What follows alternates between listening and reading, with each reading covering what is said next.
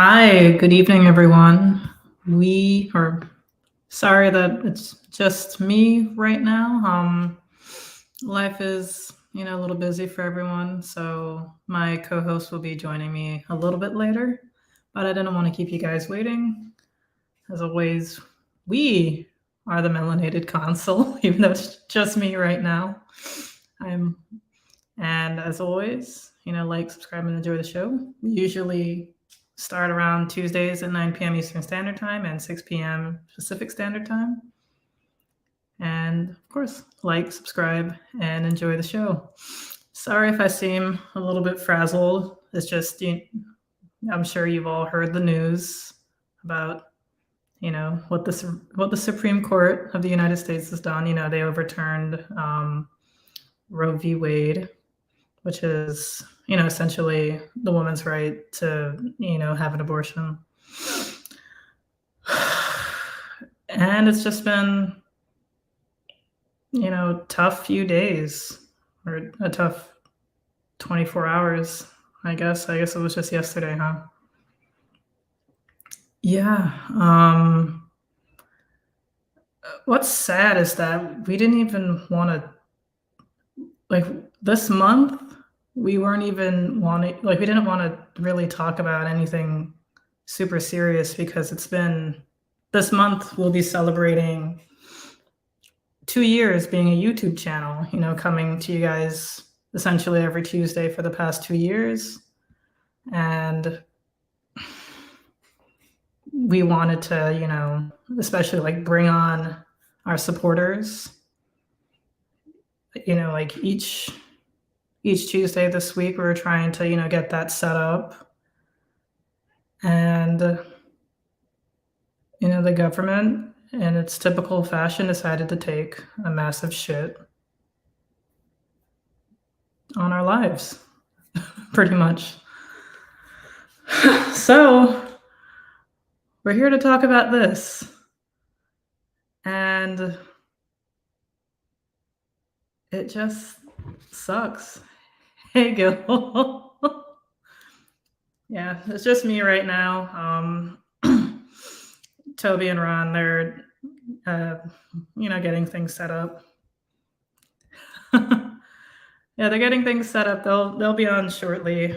Hopefully, like, I know that Toby will probably be coming on pretty soon. But yeah, solo for now. I was just saying how initially, like, this month, we were planning on having it be a celebration because it's gonna be 2 years since we've been a YouTube channel, and we wanted to bring on some of our supporters, to, like, and we discuss and talk and just kind of have a good time, like, each Tuesday out of this month. Talk about whatever topic that you guys wanted to talk about. But this shit came up, and it's, really upsetting. Honestly, if you want to come join, I'm more than happy to, give you the link, Gil, if you'd like. I did want to talk about it's like, I had such a great weekend too. Like, I went to a wedding, had a great time, saw a really old friend. I got to stay with her for the night. I went to a wedding in Orlando, and just like, it was just such a great time. And then it just got really, like, it just got really fucking hurtful. Yeah, sorry if I sound like I'm just repeating myself. It's just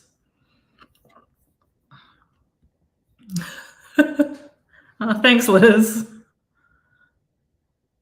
Thank you. Yeah, and you guys, chat, like, you guys made it happen. You guys definitely helped make the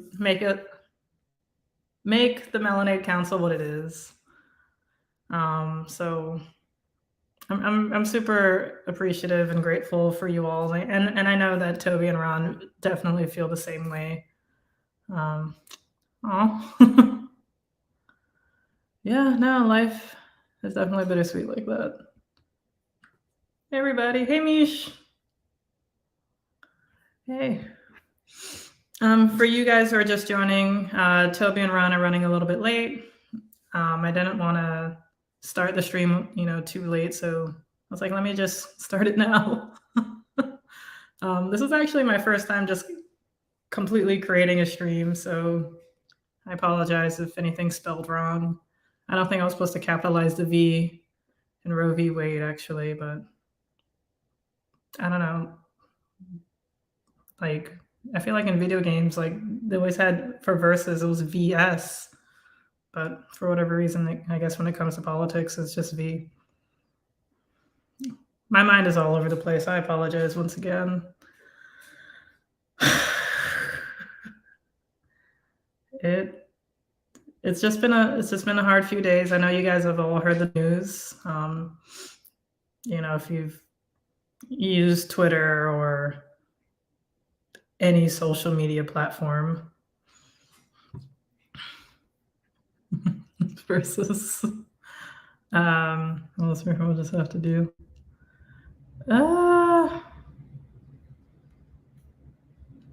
Hey Rocky, how's it going? It's just me right now. Toby and Ron will be joining shortly.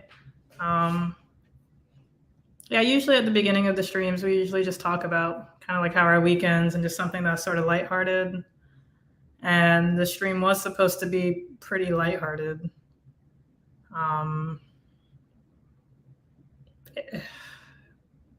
There's just so much on my mind because like what this could like what the overturn can possibly mean is just that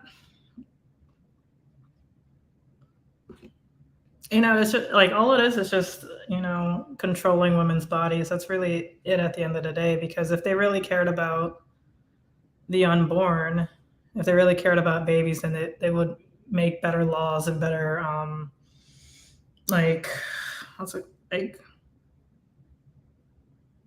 want to really call them like safety nets, but like I guess I don't know, like better policies to help people raise children, because there's one thing for a baby to be born, it's a whole other thing for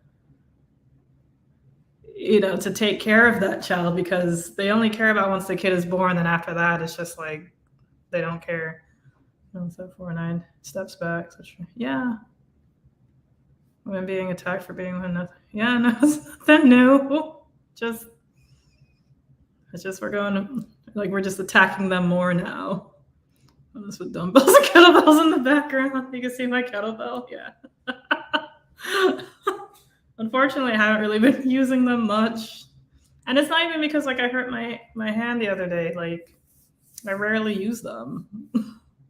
I use them occasionally, but not too often. I usually just go to the gym. Sorry, just going through these comments. It's even worse than over. Yes, exactly. I agree, Moni. I totally agree. Like I keep thinking about just if you've ever traveled outside the United States, which I recommend you all do in some way, like you'll see just like people living life, people not having to worry about healthcare, not having to really worry about just like living their lives, being a lot more happy. I feel just a lot like not having to worry about much. Like here in the US, like on top of having like shitty healthcare, you have to pretty much get it through your job, which is not really the case in other countries. When you have a kid, you're entitled to like a long ass time of maternity leave. Some countries have like a year. Some countries, even when it comes to just like paid time off, they have like a minimum of like 3 months, and like they really force you to take the time off. Whereas in the United States, you get 10 days.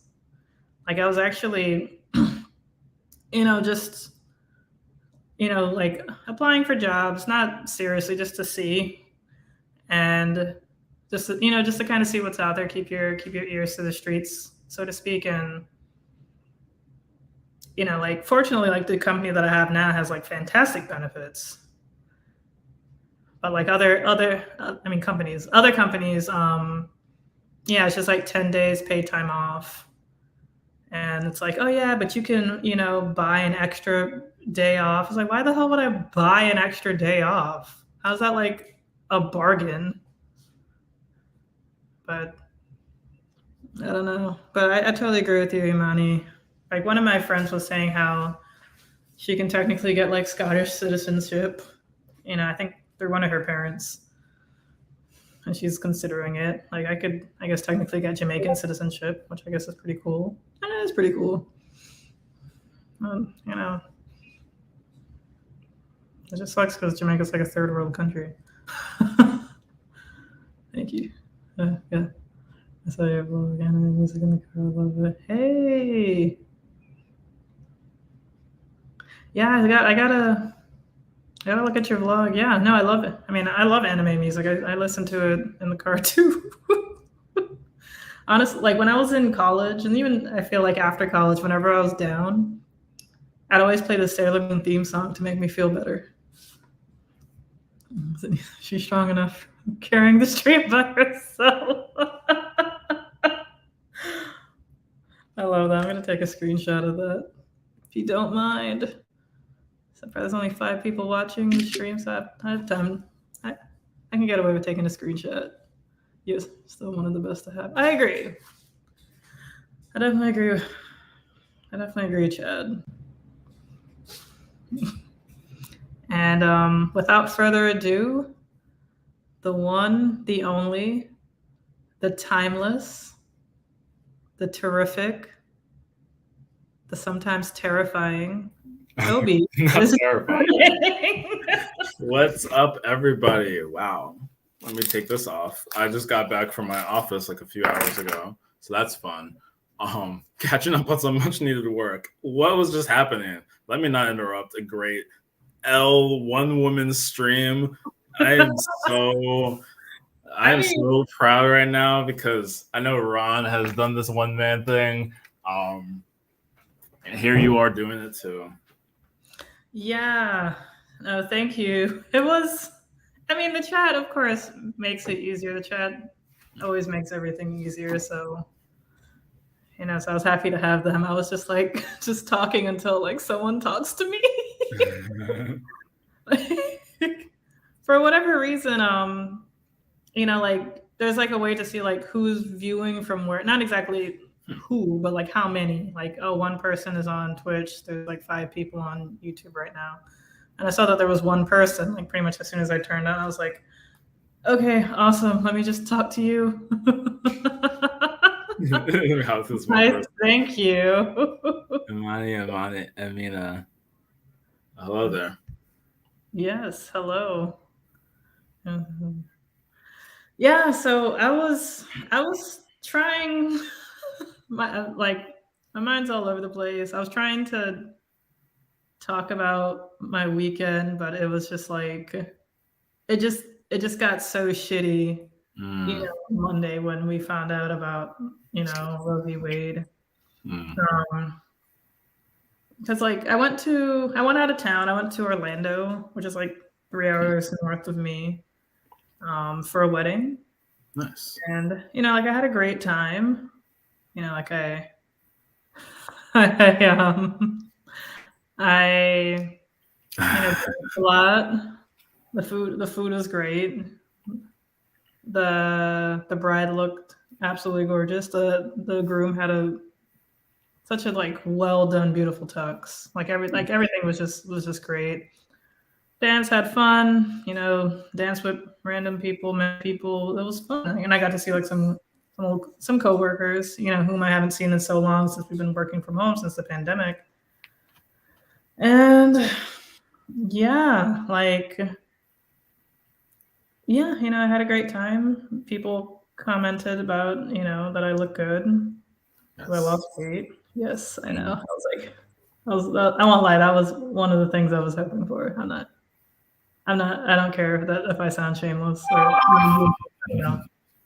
Okay. I worked fucking hard to lose this weight, so I can stop hearing about those "you get fat" comments that you always talk about at the holidays. I mean, like if they were like my Jamaican family, no, they wouldn't. I don't know if they would say that my family hasn't seen me in quite a while because of COVID. I don't know if they would have. I don't know if they would know if I lost weight or gained weight. Honestly, they probably would have. I think they would know I've lost weight because, yeah. What's up? Are you thinking? No, I'm just kind of like, yeah, I guess like that kind of makes sense. No, I'm just kind of listening. Sorry, like sometimes I just like, yeah, but no, keep going. I hear you. I just like that. I guess that kind of makes sense. Right. But Toby, how are you doing? Yeah. This really fucking sad topic. Yeah. I'm just not looking forward to at all. Gosh. Yeah, this definitely was like not what I mean, we had, just kind of a general like, yeah, this is the month we got hit. We had our 2 years, so we get to appreciate our biggest fans or just people in general who've been here to support us. Did not know this was gonna be what we ended up starting the month off on. Especially because we just talked about I think it was because it was probably because of March. And I don't even know if it was then, but there was a time we relatively recently, I had to be last year actually, but it was late last year when we talked about that. Oh yeah, that was because of the bill in Texas, I think. So we talked about the SB whatever because they were the first ones to sort of successfully challenge abortion law. And so we had a whole stream about that, like maybe November, December last year. I think December. So it was like, oh wow, like that was kind of our first abortion related like stream, which like of course you always have those kind of topics that are very, very like people are passionate about, people that's polarized. And so not that we're afraid to do those topics, but like we always kind of like do them in pieces. So I was like, okay, we talked about abortion this time. It was a pretty good conversation about the bill, the mechanism. And now here we are. Not even really 6 months or maybe six, I don't know, but it's like we're here. Talking more broadly about Roe V last month. I mean, maybe abortion came up in something, but exactly. The SB thing, that was sometime. I remember it was sometime definitely before. If it was this year, it could have been January, but if it was most likely last year. But this type of stuff will always come up because there's always some movement happening and people are always doing a lot. Oh, I think Jermaine Johnson, like, of course he'll come on and he'll talk about some stuff. So there's a chance that he might have brought up. I know he talked about when the SB bill came because he was working in the South Carolina state legislature, talking about, of course, his opposition to those bills. And those bills have been voted down. South Carolina is a very conservative state, so I'm kind of surprised. Lindsey Graham, and I don't think he's really pro Roe v. Wade. In fact, I just heard on the radio he was talking about letting it go back to the states. So you're going to hear a lot about states' rights, of course. But back to me, because I know I just started talking about the topic. I just jumped right in. When it comes to me, I've been moving. Like I think last week, I most likely talked about getting over the flu, right? That's what I had to do. I had to get over the flu last Tuesday, the weekend before, or I should say the week before, I had gotten the flu. Basically, the night of that stream 2 weeks ago. This time, I was moving out of my old apartment. A lot of details that I'll just kind of skim over, but it's been very crazy, very hectic. A lot of factors and people playing games and a lot of things. So, wait until you see my beautiful new place eventually. I can't wait to see it. I can't wait to know what it is. Anyway, so yeah, we're gonna keep moving. I just celebrated a friend's birthday. I mean, I was very busy. My family came up. My parents, they came and helped, so I appreciate them. Flew into Boston Friday morning, got to see them later that day, Saturday and Sunday until like the afternoon.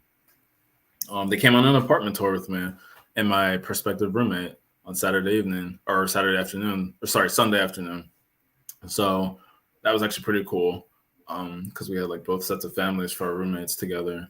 And we're both Nigerian. So it was like a whole Nigerian family thing. So that was pretty cool. Oh, nice. So yeah, um, Cranium, the dancehall / reggae artist, was supposed to be in Hey. Boston, but he did not come because the concert got postponed. Ticketmaster sent it. I actually had a friend send me because Thames. If y'all don't know who Thames is, oh man, let's just say WizKid, Essence, that song that's been very overplayed. Sorry, not sorry. But Essence, which is a very popular song by WizKid. Thames was the one doing vocals in that song at the beginning. Justin Bieber was also on the remix, though I don't know if we talk about that. And then Thames has had some other great songs. She's a great Nigerian artist, newer artist, and she has a really good vibe. Thames was in Providence, but I couldn't go because there was just way too much happening. And I was like, Providence is not close either. It's like almost an hour and a half from my old apartment. And then yeah, I don't know. I was Thames' Bay, yeah. She's cool. She's cool. I mean, it would have been. But the thing is, she wasn't a performance. It was more of like host. So it was like a club, and she was a celebrity host. But I think she actually performed for UMass Amherst, which is like the flagship mass school, the UMass system. That's not close either. Amherst is like close to Springfield, like way more mid like central Mass, closer to the western side. But in any case, kind of nice. Kind of nice.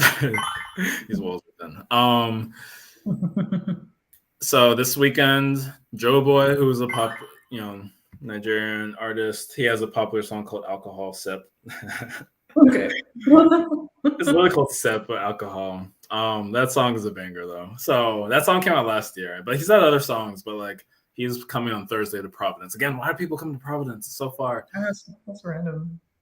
And Coffee, most people know Coffee, right? She's young. I don't know if you want to say a reggae artist, that dance hall. I think she's like reggae. Yeah, Coffee's great.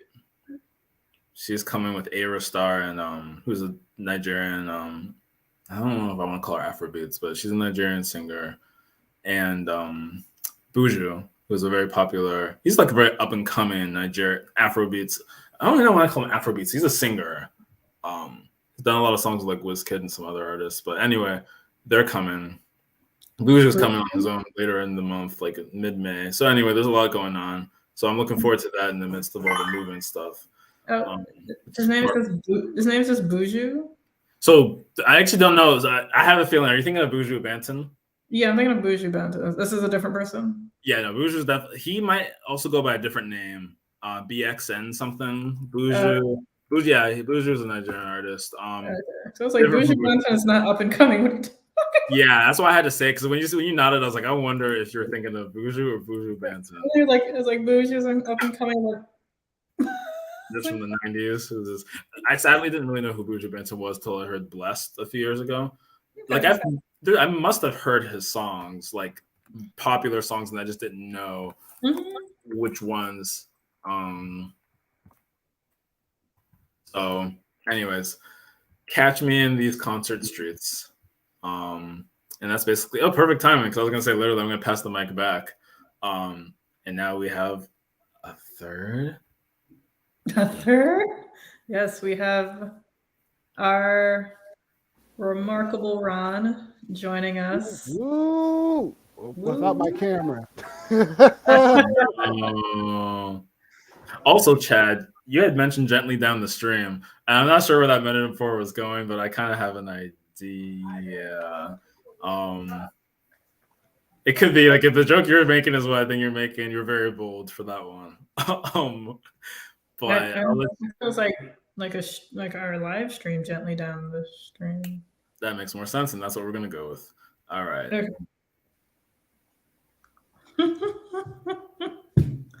Anyways, Ron, how was your weekend, or any positive things you want to share before we get into this dark as fuck topic?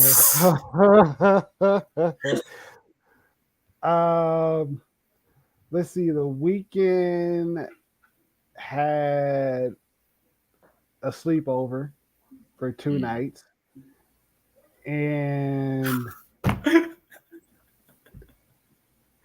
I know. Wow. Sorry, Ron. I know that's the song. That's what I was doing. And then let's see, yeah. So weekend was okay. It was just been cold, wet, and rainy. Today was a trip. Out of all days, today was like the most weirdest thing ever. Like if things could have gone wrong, it did. Yes, things would have gone wrong. Things had gone wrong and it went wrong. And even during like again, I was at a track meet and it was just cold, wet, and miserable. And it sucked. It really did. It sucked. And so, on top of what we're going to be talking about today, which I don't know why, but I got some choice words to say about this because this is y'all should have had me just go straight dark first, and forget all the flattery light stuff because this mess right here, true. Oh my goodness. Yeah, I'm ready to talk about this because this actually pissed me off. And yes, I'm gonna say pissed a lot. It pissed me off. Yes, please. Bring out the inner rage, Ron. Yes, because like, god damn, like, like I don't even know what to even call it. Dumb crazy is not a bad choice of words, actually.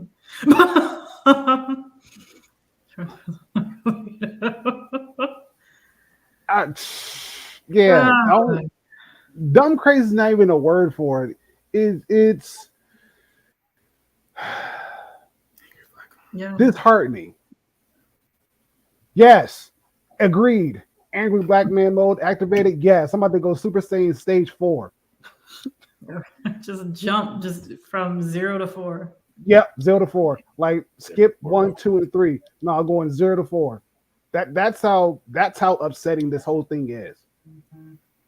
And come on, because I got some. I mean, Ron, go talk. Yeah, this is your. Okay. This is your yeah. Okay, so I managed to read the article from Politico. Okay, and even reading the preliminary decision on why they're going to overturn Roe v. Wade, it was very disheartening. Very disheartening because it's like, okay, we've been progressing as a nation for the longest. And stop, Chad. I know exactly what you're talking about. Like, oh, this is not even my final form. Like, no, not even close. So, reading from what the justice wrote, it was like, okay, you're basically telling us that women should not have a voice as far as what happens to their bodies, let alone most women, especially like black women, they are going to feel the brunt edge of it. And and it's sickening because it's like, okay, we done made so much progress to the point where now we're going to take a step backwards. And I'm holding my breath because I don't know what's going to happen next. Because if they're able to overturn Roe v. Wade, especially with how conservative our Supreme Court is basically going to set up. Oh yeah. And even then, I kind of, and again, I actually had to do a double take and just like reread what I was reading. And from what the justice said, it was like, it was irregulous, if that's the right word, as far as Sorry. No, I was laughing because I saw something in the chat, but I am hearing what you're saying, Ron. Yeah. I'm glad you read that because I couldn't even I just kind of saw the article and I was like, what is happening right now? Yeah, it again, it was a very frustrating read, because, and again, like I said, it just sets up for a lot of things to be overturned that has been protected for such a long time. I mean, we've already heard many states are already doing stricter voting laws in preventing people who would be able to vote not be able to vote. Mm-hmm. And now with this preliminary decision of overturning Roe v. Wade, it's going to set up a precedent for a lot more states to create very harsh abortion laws, very harsh abortion laws, and even bypassing that is going to make it extremely harder for women to be able to kind of get any kind of access to health care, especially if they're carrying a child that was conceived in a very criminal way, meaning they've been raped, meaning it was incest. Is going to create a huge barrier as it is now. And so,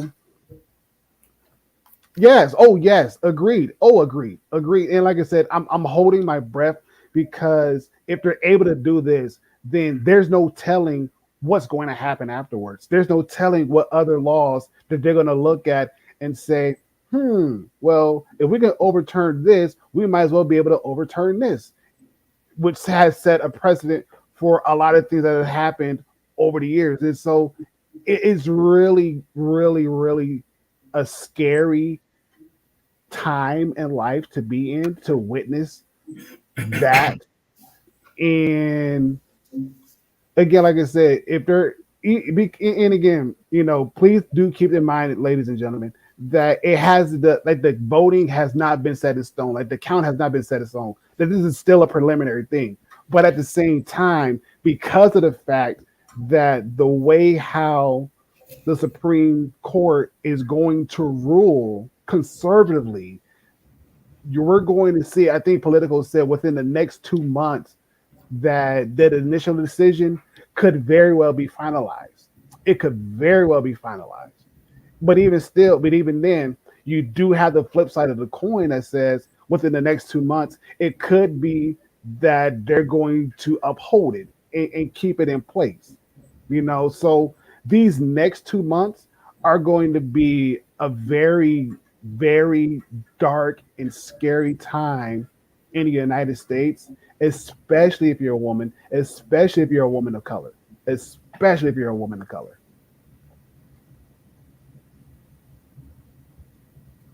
Yeah.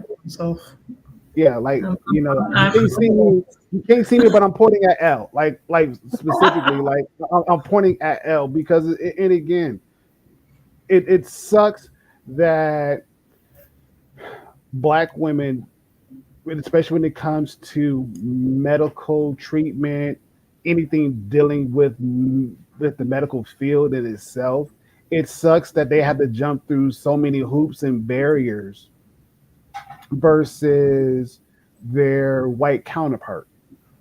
And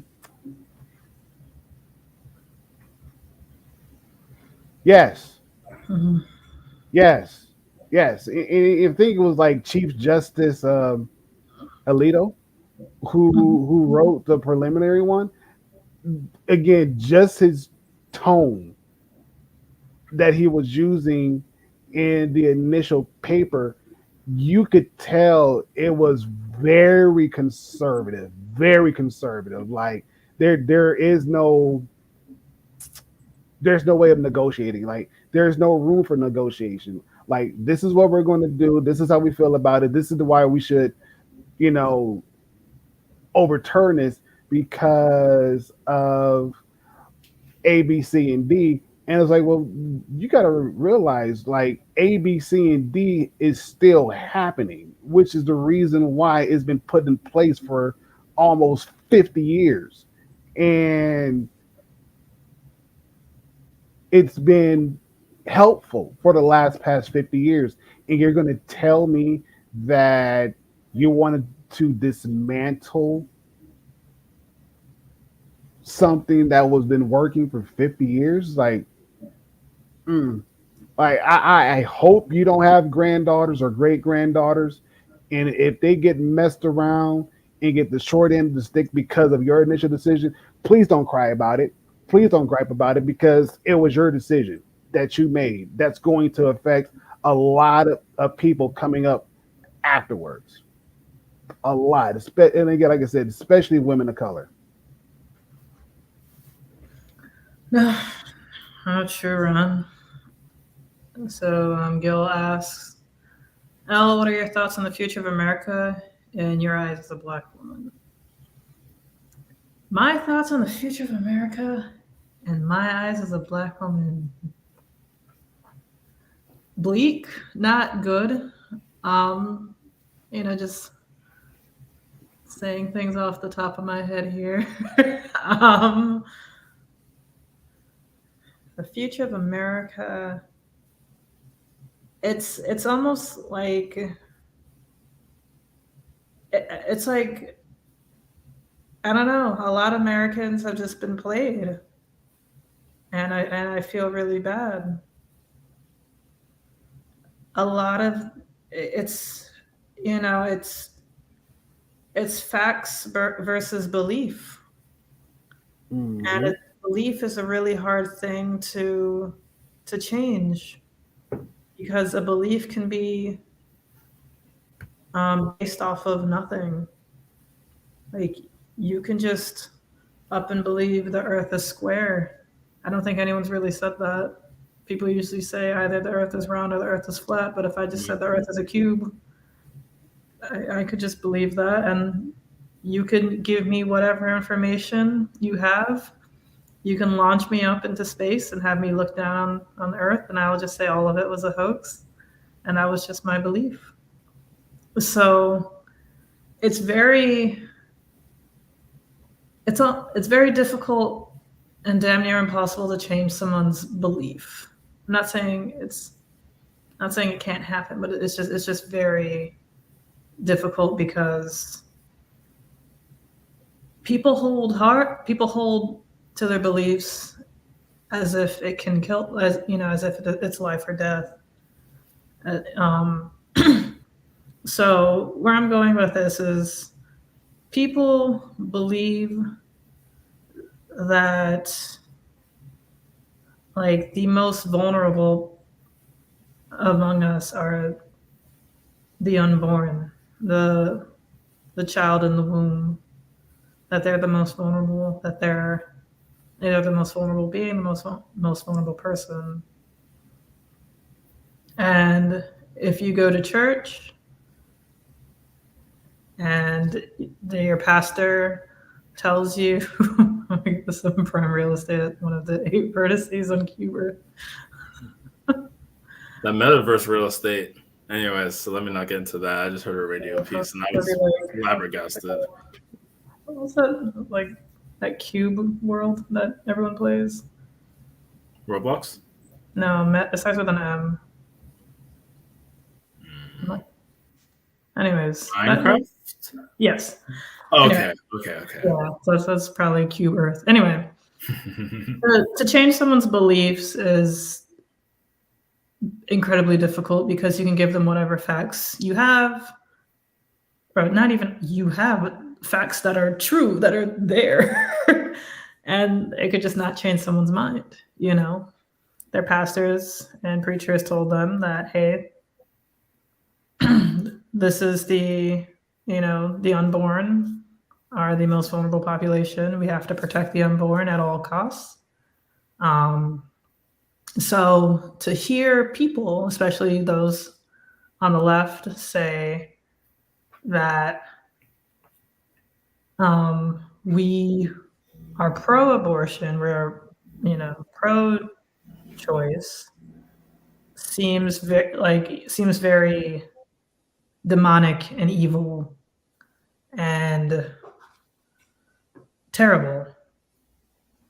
So it's like, how can you? So they're looking at us like, how can you possibly be okay with removing the unborn out of a mother? Um, um, hello there. Hey, Hey, nice to meet you. I'm from South Florida. Hey. Hey, hey. happy to have you. We are. Well, I was given a question that's right here about the future of America in the eyes of a Black woman, my perspective. So yeah, I was just talking about that, but we're happy to have you here on Extreme Madness. Yes. Tough Talk Podcast Miami. Okay, that's what's up. Yeah, okay. Some Hey. of those people. Yeah, thank you for. Oh snap! Okay, Yeah. appreciate that. Yeah, thank you. Yes. Let's go. Super We're dope. definitely having a tough talk. I was really gonna say it's Extreme Madness. Like, there's just too much that is relevant with that name. Right. True. Very true. Yeah. So when you have this belief that the other side, the left, the demon rats, the demon, whatever you want to, call those who believe that abortion should be legal, you have, it's like, it just seems so far-fetched and insane. Like, how can you possibly believe that? When you get into the data and, just the, and the, just like the past and, in terms, and also just like, in terms of just like health and healthcare for pregnancy, you start to realize that a lot of things are disproportionate. For example, Black women are 4 times more likely than white women to die due to complications during pregnancy. There are times when pregnancy is deemed like non-viable, like 5 months into a a pregnancy. So therefore, you either have to terminate it or you and the baby die. And a lot of times these are wanted pregnancies. So if you want to have a baby and somebody, you're 5-6 months into the pregnancy and then something happens and, like you realize that your cervix is weak and the baby's starting to come out or, like there's something occurring, then you are probably given the incredibly difficult, heart-wrenching call of having to terminate that pregnancy that you wanted so badly. Now, when I say 5 months, that is 20 weeks. A lot of these anti-abortion laws in different states like Texas, Oklahoma, and I believe like Iowa say 6 weeks. Florida says 15. So if you are carrying a baby and after 15 weeks in Florida, you're at the point of it's going to be forced to carry. And if you want to, have this baby, then that's great. So you don't care about the 15 weeks or 6 weeks or anything. However, when it starts to become life-threatening, to the mother, the one with the uterus, the one who's carrying the child, or the fetus or whatever you want to call it, then it starts to become, and it becomes life or death, then it becomes serious. So if you're forced to carry this and you have the chance, and like this could possibly kill you, how is that not terrifying? And it's something that happens more often than you think. Complications during pregnancy, miscarriages, things of that nature. Like, it happens more often than you think. I only know one, to my knowledge, I only know one mother who has never had any complications during any pregnancies, has never had a miscarriage or anything. I only know one mother. And I know a lot of mothers. If you know a woman who's had a kid, that's a mother. Even if it's like your teacher, your friend, whatever, what have you. I only know one that I could put my finger on. And that woman is my mom. She's the only mother that I know who has never, to my knowledge, has ever had like a miscarriage or any sort of complications to her during her pregnancy. And if you've been on the stream with me before, you may have heard me mention I have nieces and nephews. So just give that some thought, okay? So this isn't really, like, these laws aren't helping anybody because these can really fuck up a family. Mm-hmm. Like, just the mental trauma that will go through the father who has to lose his wife, girlfriend, what have you, and the baby that they're hopefully expecting, that he just has to go through that. He has no choice because, oops, my bad, we found out at 20 weeks that there's an issue with the pregnancy. Come on, talk to him. So, just fuck that man, like, sorry to that man. Like, he's just gonna have to go to work the next day because we have no fucking, like, paid time off or anything, we don't really give a fuck about our mental health in this country. So that father or that man who wanted to be a father, just fuck him. Just who gives a shit? He's like, oh, you should have picked a better woman. How did you not, like, what the fuck are you gonna say to that? Like, I do believe that, like, that man is in a very vulnerable position. However, his vulnerability is not enough for, as to count as the most vulnerable. And, but that doesn't matter. He just has to tough it up, not cry, and get on with his life. That's massively fucked up. Mm-hmm. And mind you, I've only spoken about wanted pregnancies, which is something that isn't really spoken about. Usually the quick knee-jerk reaction you see on Twitter is like, oh, well, like, how do you not know if you're pregnant at 15 weeks is not enough time? When do you, it's like when should this count? When should this count? When is the fetus a baby? Like, blah, blah, blah. It's like, how about you just get out of my fucking uterus?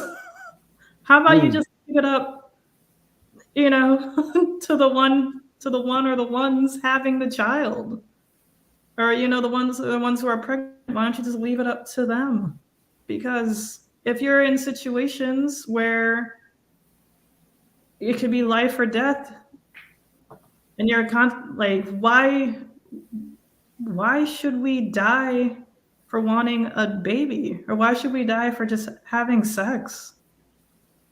Like, there's fuckers online who are just like, oh, just close your legs. It's like, no, that's not it. I should be able to have sex. Why not? You do. Like, you don't get punished at all. Men, I'm speaking to.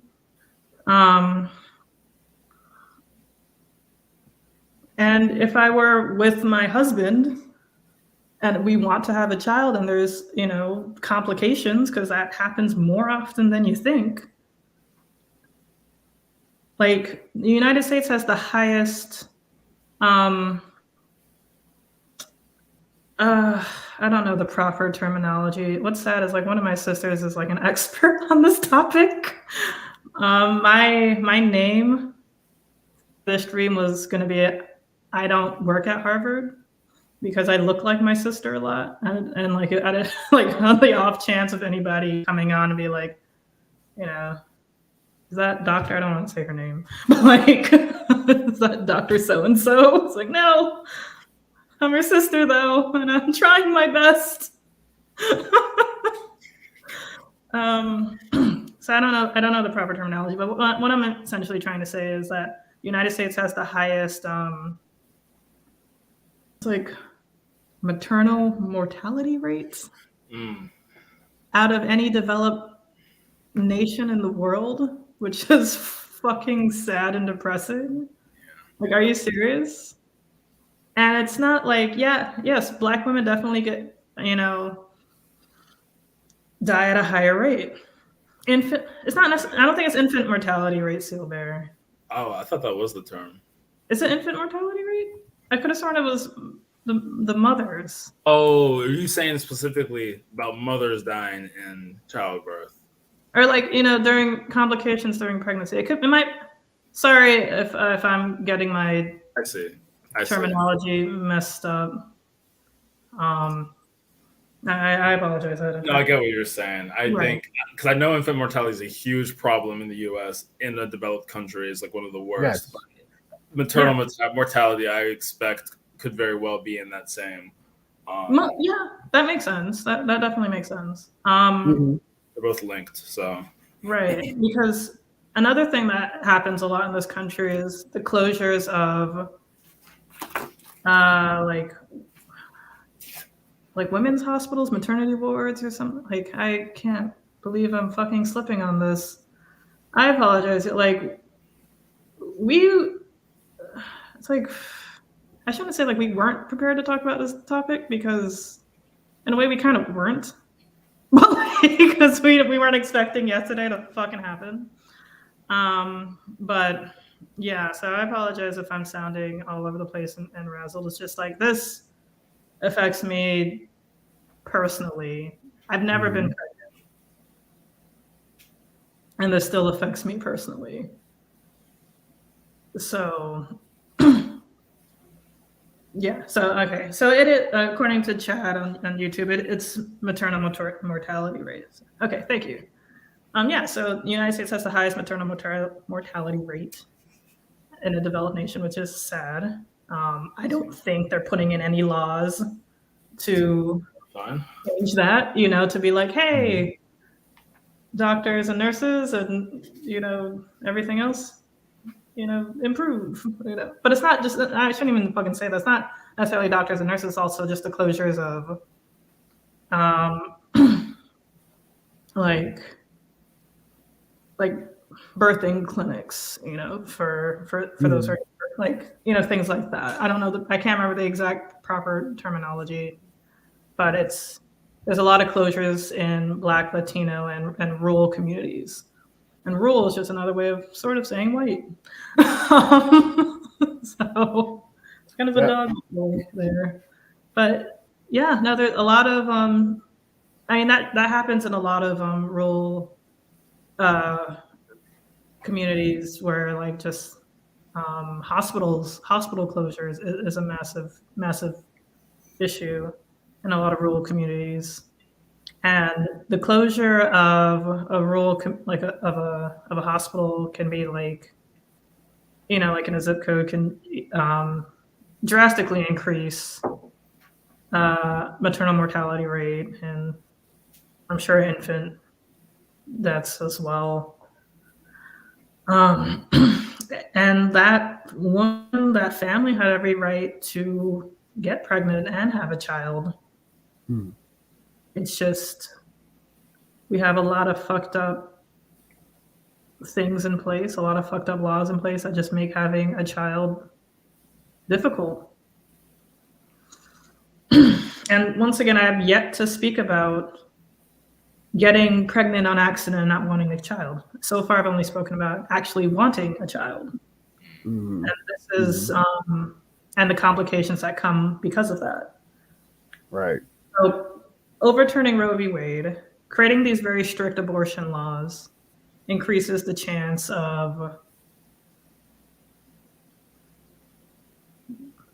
women dying, families getting, fucking torn apart because, yeah, you may want the child to live. However, now the father is left single income, having to raise a child on his own, which is not saying which is I'm sure not what he was expecting to ever happen. His whole world just got turned upside down, and the dealing with mental health in this country, and resolving it is damn near impossible. You might say well, what about his grandparent, his parents and her parents and things like that. It's yeah, if you're lucky, if they happen to live nearby or or what have you.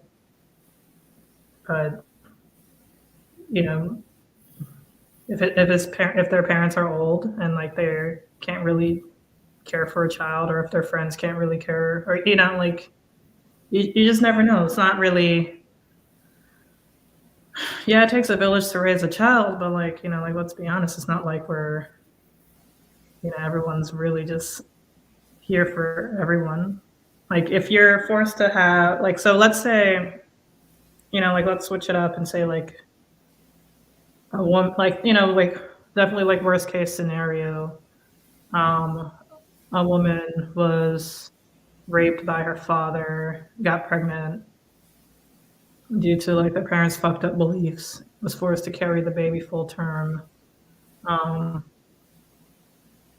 and she decides to put the kid up for adoption. Hey, it's really hard to adopt a kid in this country, believe it or not. That's why you may see a lot of celebrities, and maybe even people that or heard of, where they adopt a child outside of the country. For example, the comedian Joel Kim Booster is Korean American, but I don't think his parents are Korean, because I believe he was adopted. I don't know if he was adopted out of the country, so don't even quote me on that. I just know he's adopted. My bad. But I do know, I remember I had a friend in college who had a little sister that his parents adopted, who I believe was Asian. But but adopting a child within this country is difficult. Also,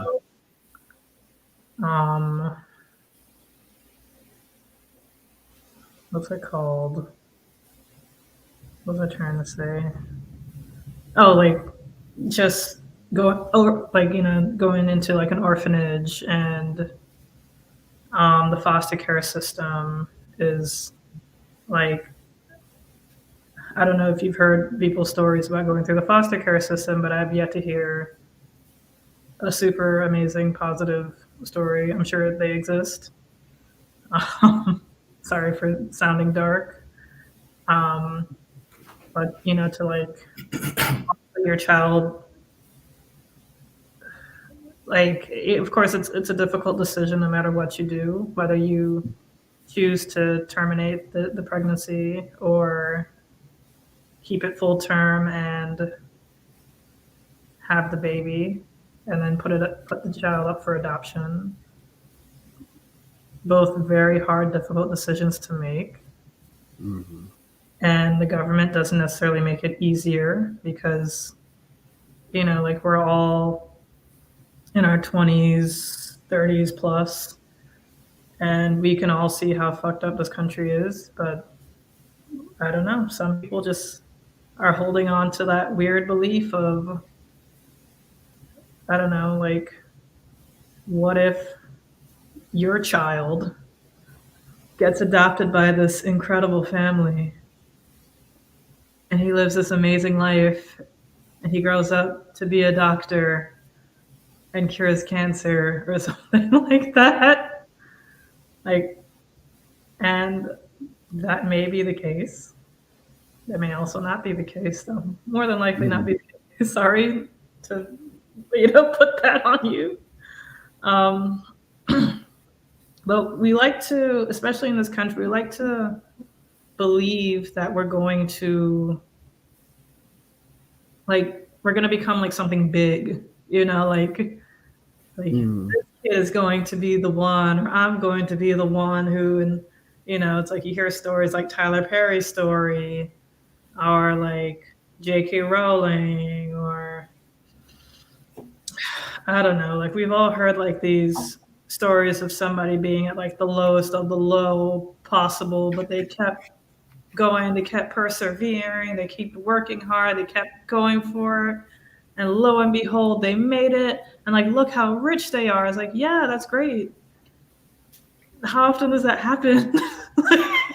like realistically, like we like to like if you really pay attention, like we love to share those feel good like videos of seeing kids, especially Black kids, get accepted in like big colleges like like Cornell, Yale, Harvard, or just whatever college, whatever university. Like we love seeing that. How often does that really happen though? Like we see one maybe once a year, or we might see like two once a year. It's like, oh, these twins all got into these colleges, and you're just out here thinking like, it's like that's great, and I like I'm happy for them. Like that's fucking fantastic. However, like that's not like they're the exception, and most people are the rule. And like to be like realistic, and currently the rule in this country is to work against you.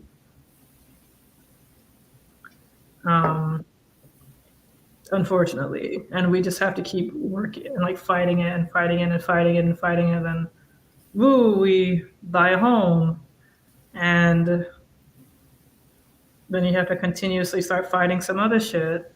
It's like I feel like this fucking country is like Dragon Ball Z. How Gil describes Dragon Ball Z, which is actually kind of accurate. Like Goku fights someone who's like the most powerful being in the universe, then defeats him. And then there's another powerful being in the universe, and then he has to train and work hard, and train and work hard. Die. Him. And then it's an epic fight. Like who's gonna win? Obviously, fucking Goku. But like we're gonna pretend like that may not be the case. And then another being shows up, and then this is the hardest thing that we have to fight. And it's like, and like that's great for the Dragon Ball franchise. It's great for the Dragon Ball series. But I don't want that in my own life.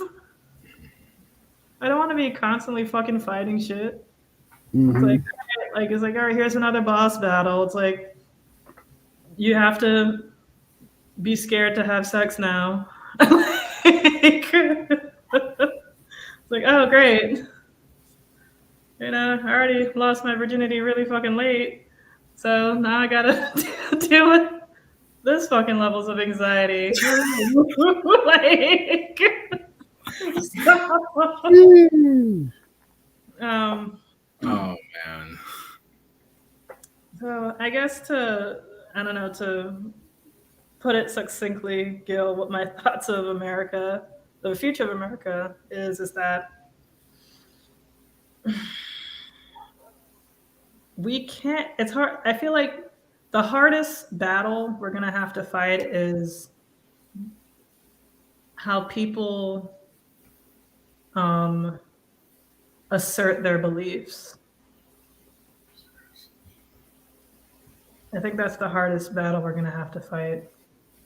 And if we don't fight, then they're going to just overtake everything. And this country's just going to fucking suck. Like we're just going to have other things to worry about when we don't even need that. We don't even need to worry. We shouldn't be needing to worry about that because it's very odd how, like, we already had, like, you don't know people's life, you don't know people's health, you don't know people's livelihood. Sometimes people don't even know their own health and livelihood until they get pregnant, and that's just the sad reality of things. But it shouldn't be up to you to know about it. It should be up to them, and if they feel like sharing, you know, it's their business to share. It's their business for whatever they want to do and how they want to create a family or not create a family. You know, it's up to them, because there's a lot of things that, you know, we just don't know. But one thing I do know is there's going to be a lot of unnecessary death. There's going to be a lot of unnecessary death. And my fear is, like, it's just going to be one of those sad articles that just sort of happens, you know, like, and then it doesn't really become big news. Like the guy who lit himself on fire in front of the, I think it was the Supreme Court or just the Capitol, like last week, and died, or a week and a half ago. It was very recently. I did not know about this. Yeah, like that was it's like out of protest for climate change. You know, like I feel like this is going to be like some news articles here and there, like Republicans, I don't know, trading child pornography. It's going to be like one of those like news articles that's like, this is really fucking serious, and then nothing really happens. Or, you know, just hearing about like, oh, this woman was forced to give birth due to the laws of, you know, Oklahoma, and she died due to an ectopic pregnancy. And people will be like, oh my goodness, that's so sad. And it's like, no, this is actually really fucking tragic. Or, you know, when you hear about like police stories of, oh, like the police were in, I don't know, like Jackson, Missouri, were planting evidence on young black teens and for, you know, 20 years. And now they're getting suspended or something like minor, like something that's really fucking huge and bad and like corrupt is going to become one of those things that just sort of like, it's like, oh, it's just one of those things that happens, you know, like what are we going to do about it? We're just going to vote, and either I don't know, we get some massive change agent who's really going to like change this country, or not a massive change agents rather, because you have to vote on the local and state levels as well, which is like the most important, and the federal level, because I feel like this is something that the federal government should be like, yeah, no, this isn't, like, we got to have something to protect women, because that was sort of like our only like law that kind of protected us ish. Like there's literally like no amendment for like the protection of women, if I'm not mistaken. There wanted to be like a Protect Women's Act, or Violence Against Women's Act. Yeah, something about against women. Like there was like Equal Protections Act or something. I don't know. There's like nothing in the Constitution mentions women. Like, you know, like we're still upholding laws from like a million years ago, and you know, and you would look stupid if you had a TV that's 5 years old. But we're trying to go back to shit from however long ago, because we just assume that they knew everything, which is odd. And I'm gonna lie, like a lot of shit was pretty smart. I'm not gonna deny that. I'm a firm believer that nothing is new under the sun. So They knew slavery was bad back then. They did. There were people against it, of course, back then, because they knew it was bad. Like, but it was just the law of the land. So what do people do? They follow the law if it benefits them. So yeah, yeah. I know I had a very long answer. I think I answered it. I don't know. My thoughts are everywhere. Oh, you're good. No, You're yeah, good. you're good. Well, at least y'all didn't have to deal with property tax. That's a joke. But Ooh. My one saving grace. Living in this state. women's husbands can beat them with a stick. Wow. Oh, so they could. Okay, there was laws on how much you could beat your wife. Basically, is what I'm hearing. Yeah, the rule of thumb. Have you ever heard the phrase "the rule of thumb"? It means like. Oh my god. It originated from you couldn't beat your wife at something bigger than a thumb. So that's where the rule of thumb comes from. I think I'm done for the stream. Actually, in the 80s, I think up until the 80s, a husband could legally rape his wife. Jesus Christ. Sounds about right. Sounds about right. Yeah, I was gonna say Thomas Jefferson because Thomas Jefferson is such a special, like he's like a case study of like why this is like this. Okay, they're the founders. They are what they are. They founded the country, but like, wow, Thomas Jefferson really like, and I don't even have like a special place of hate, but like this man wrote at length why slavery was bad. It was a hideous blot, all this stuff. And then he went ahead and owned mad slaves, and he didn't let them be free after he died, or like after he died and all this. So it's just kind of strange. I mean, it's not like exactly the topic, but like the general idea that people knew certain things were wrong, but then it's just like, well, it gives us something. I mean, in that case, I guess you had the financial aspect of it. Then you have other things where it's like, this is the law of the land, or that like either the law is unjust, or you have the law, but then people are going against it, which I guess is more the case of Roe v. Wade. And it's just like you have certain political advantages to going against it. I actually thought it was funny when was it Jordan Klepper, the guy who was on the Daily Show, and he was interviewing some Trump supporters at rallies, and he was basically like talking about extreme vetting, which is part of Trump's like, we need to do extreme vetting to make sure these people coming into the country are good. So he was doing extreme vetting of people at the rally, and it was like, well, do you support, abortion? And it's like, well, or I think we talked about gay marriage. That was the one that actually was like, well, they're both upheld by the Supreme Court. So it was like, do you support gay marriage? Like, no, not really. Well, that's a law. So you don't follow the law? What's going on? Would you get into this country if you were being extremely vetted? And it's just like, people will have their opposition to like these various laws if it opposes them, or support laws that are unjust. But it goes both ways, kind of. Anyways, that was just a little interjection I had. No, you're good. You're good. And I actually want to go up to Rocky's point he made earlier. Let me see if I can find it. Where he talked about, I'm going to click on it here.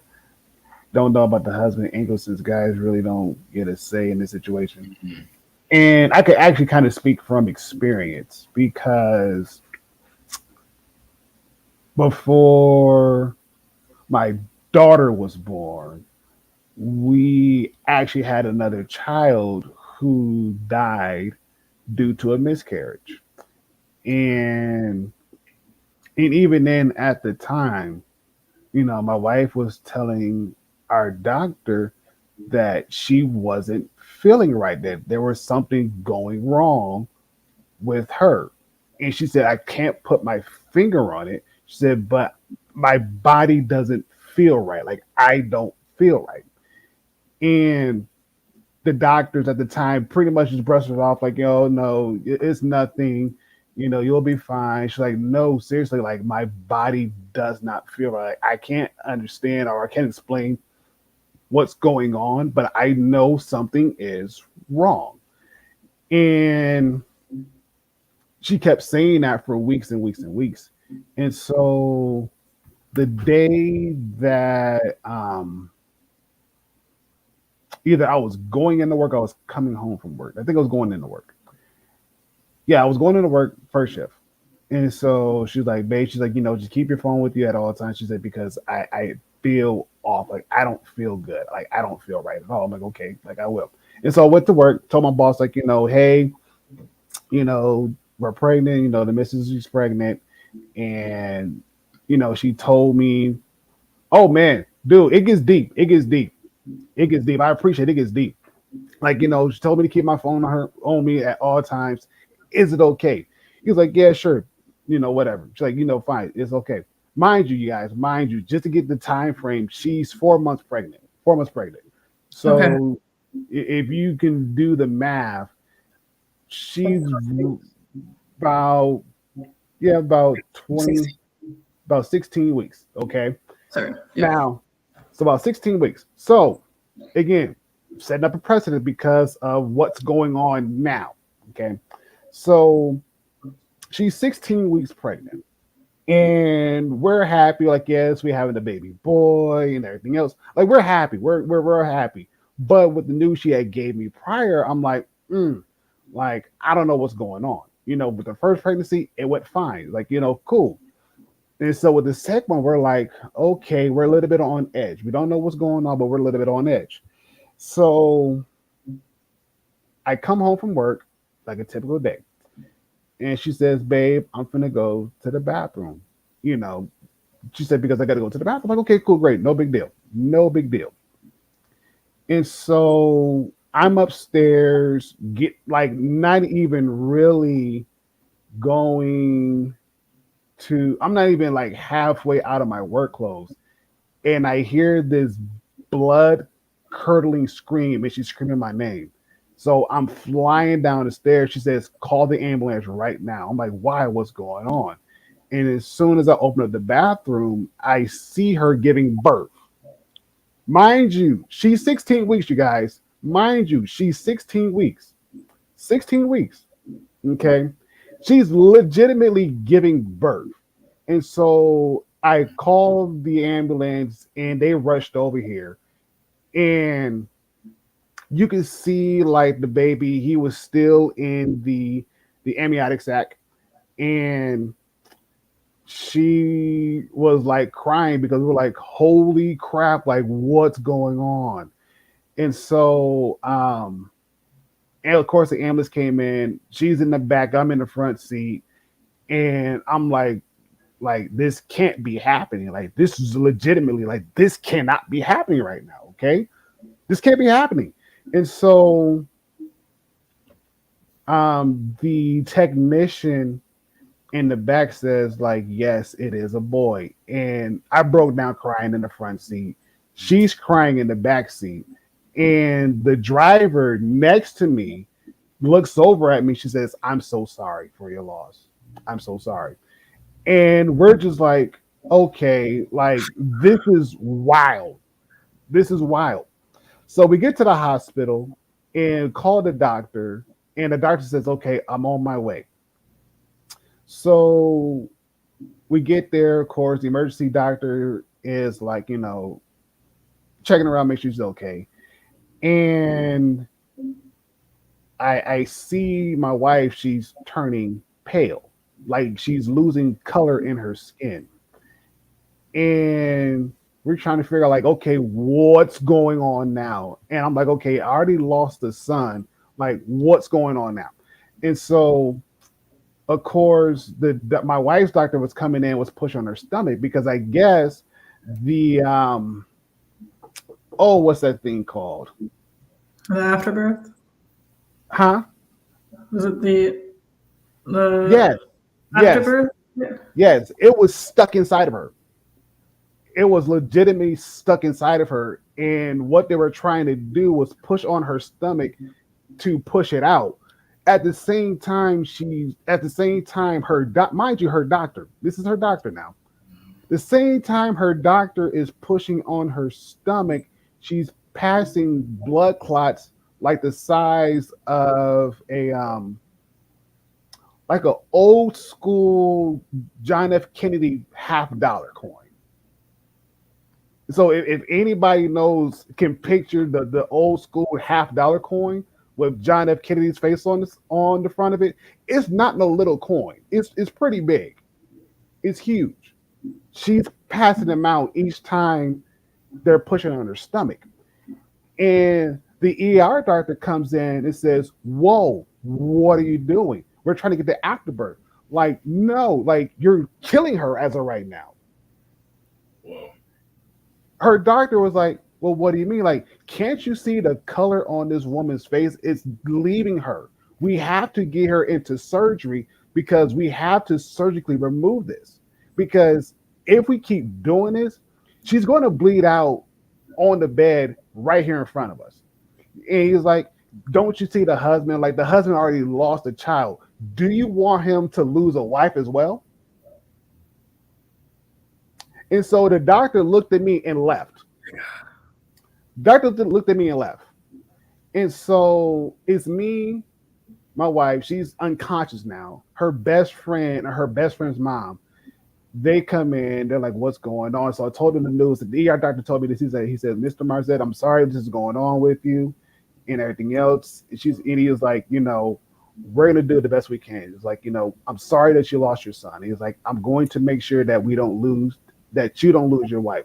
What we're going to have to do is surgically remove the afterbirth because it's still acting as though her body is still acting as though there's a baby inside, but there's no baby inside. The baby is gone." And so he was like, with your permission, we can do the surgery, but there's no guarantees what's going to happen. Do you want to have this surgery done? And so, and again, this is kind of, again, setting a backdrop of what Rocky said and what's going on now. And so the doctor, he's putting me in charge as far as saying what I can do to help out my spouse. I'm like, "Doc, do what you got to do." It's like, if I lose her on top of my kid, I don't know what I'm going to do.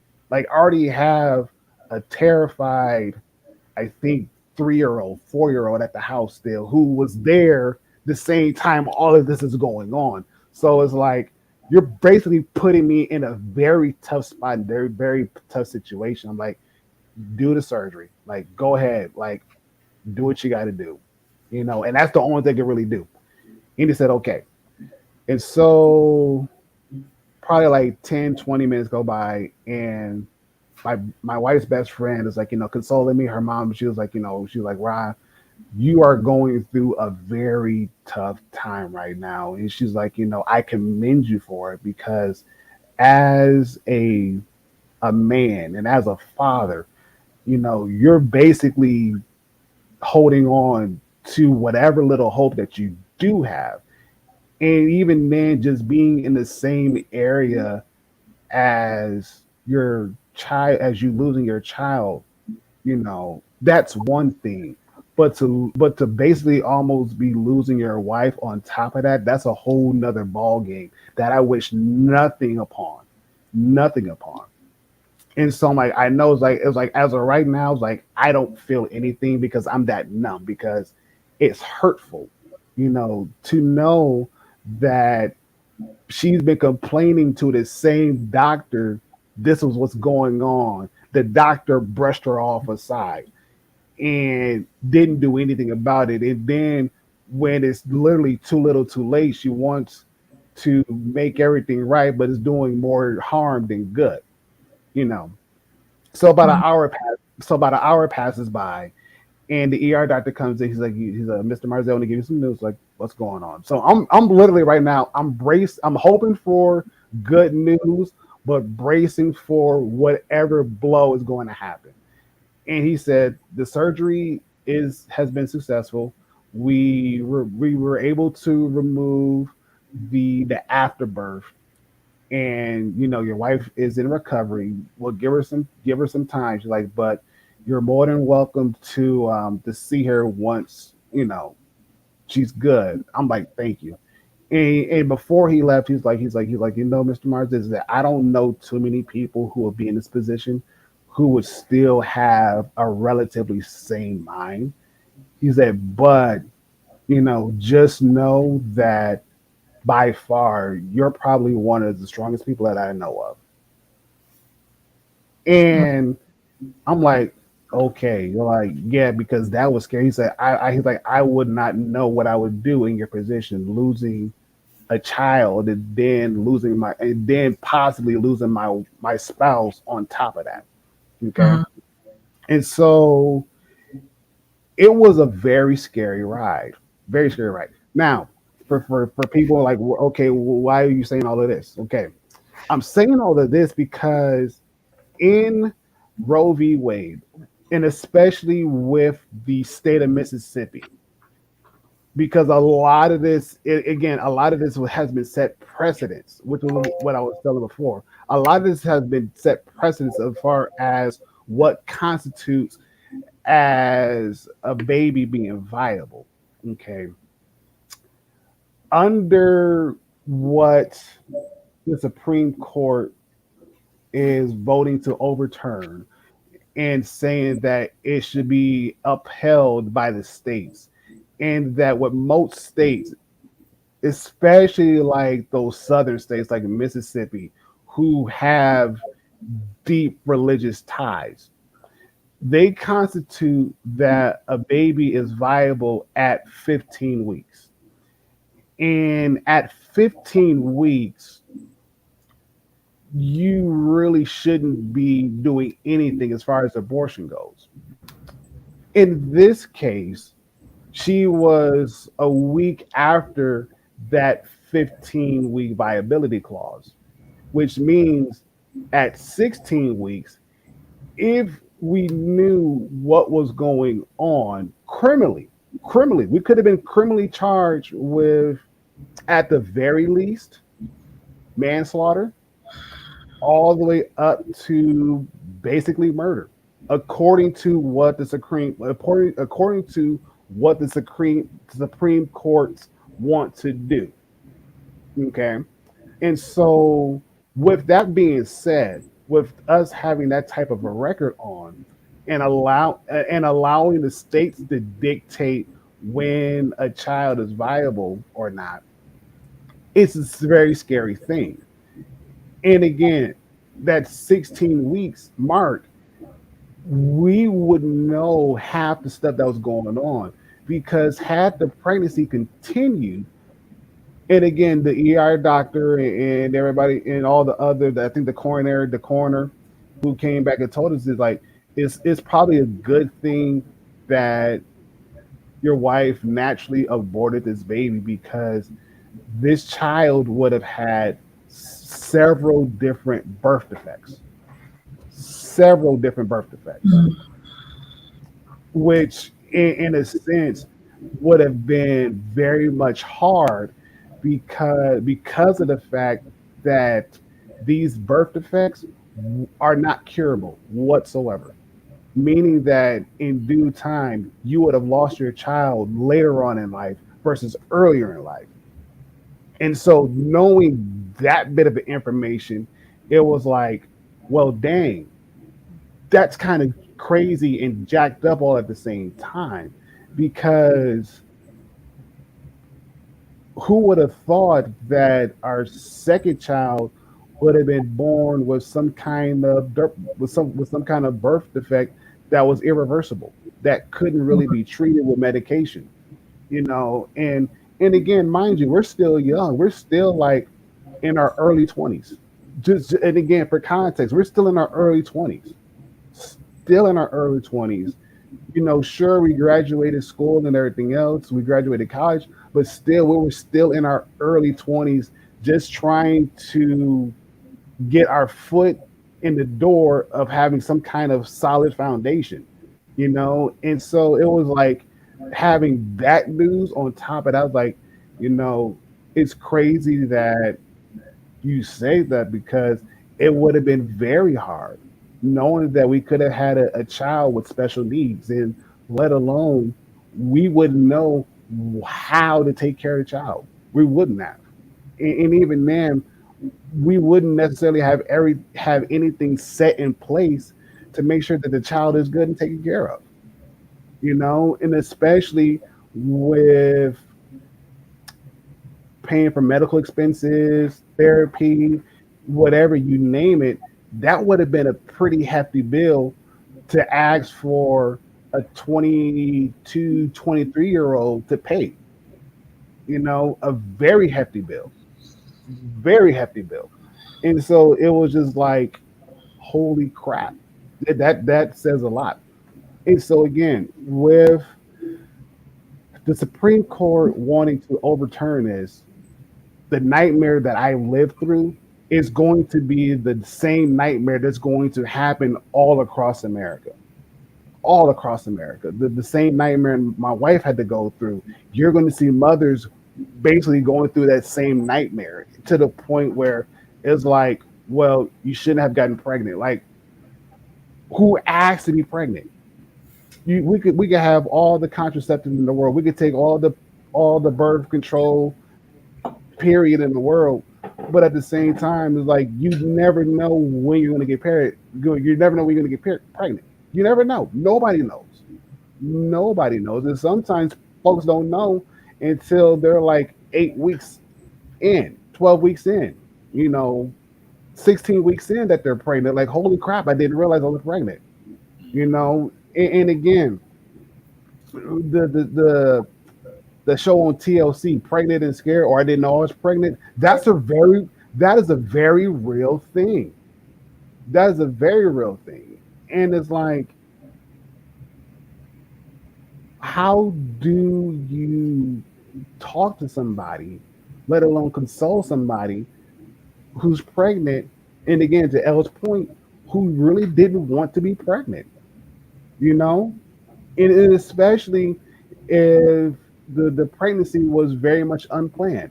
And so it's like, now with what's going on with the Supreme Court, and even again, like I said, I'm gonna find this article. You guys read this article for yourself, and again, read the um the paper itself, because it's very eye opening. And like I said, the language itself, it comes from a very conservative standpoint, basically to the point where they're arguing that Roe versus Wade should not have been enacted in the first place. And even there's a Casey court case where, again, the ruling was that it should be the federal government that should kind of step into play, because there are rules and laws and rights that have been made active that are not explicitly like put on pen and paper in the Constitution. And so political, go to political.com, and what I'm going to do is I'm going to pull up that article, and I'm going to drop it in the chat so you guys can read it. And again, with what Political did is they actually grabbed the excerpt of um what's being said, and it's very damaging, very damaging. And like I said, the language in itself is coming from a very conservative standpoint, a very traditional standpoint, and it is going to make a lot of things hard for women, and even men too as well. I'm not going to say men are not going to be involved in the situation. No, because men are going to be right along in this as well.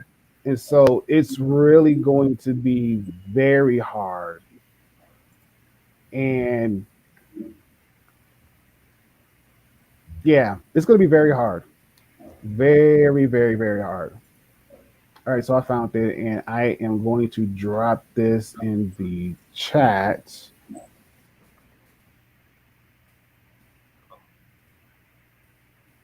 And again, like I said, you guys read it for yourself and and understand that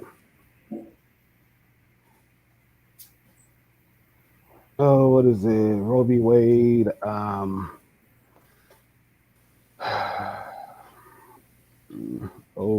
gonna call it the opinion.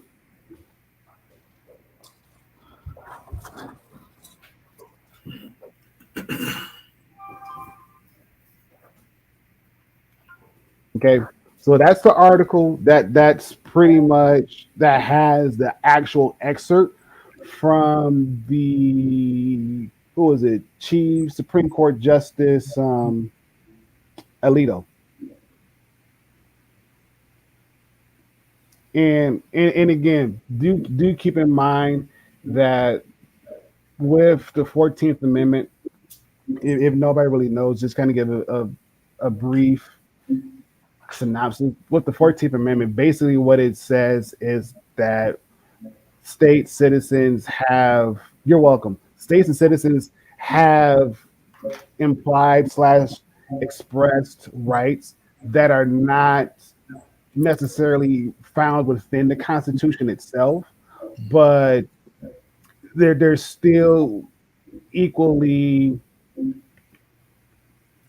um what's the word I'm looking for? It should be still be accepted as if it was found in the Constitution. You Okay. know, and so based off of what Supreme Court Justice Alito is saying is that the 14th Amendment does not apply to abortions at all. It does not apply to abortions at all. And that if anything, it should be left up to the states. But we all know that sometimes the states can make laws that tend to toe the line of being unconstitutional Right. and necessarily can't get away with it because of the language of it. And the Supreme Court, they're going to look at like, oh no, it's okay because it's because it doesn't infracture on a person's constitutional rights. And so, and again, right now, this is basically what we're dealing with. We're dealing with, like I said before, a very conservative Supreme Court who will back a lot of conservative laws that toe the line of being unconstitutional. But at the same time, because we still have these very conservative chief justices on the Supreme Court, more than likely they're going to turn a blind eye and overlook those things, even though we know as citizens of the United States know, like that's not right.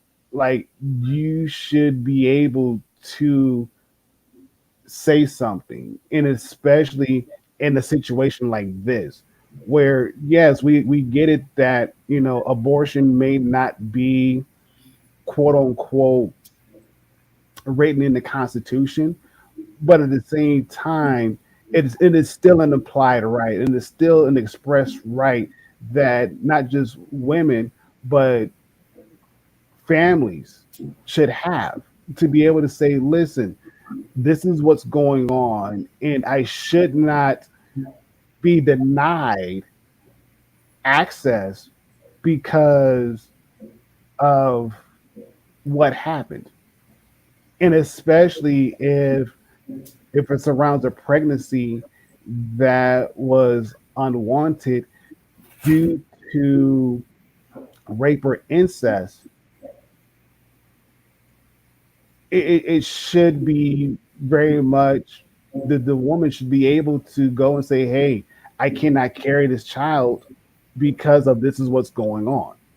You Mhm. know, and even then, you know, to be able to have those doctors and facilities to be able to have something set up to handle those kind of cases, because it does happen.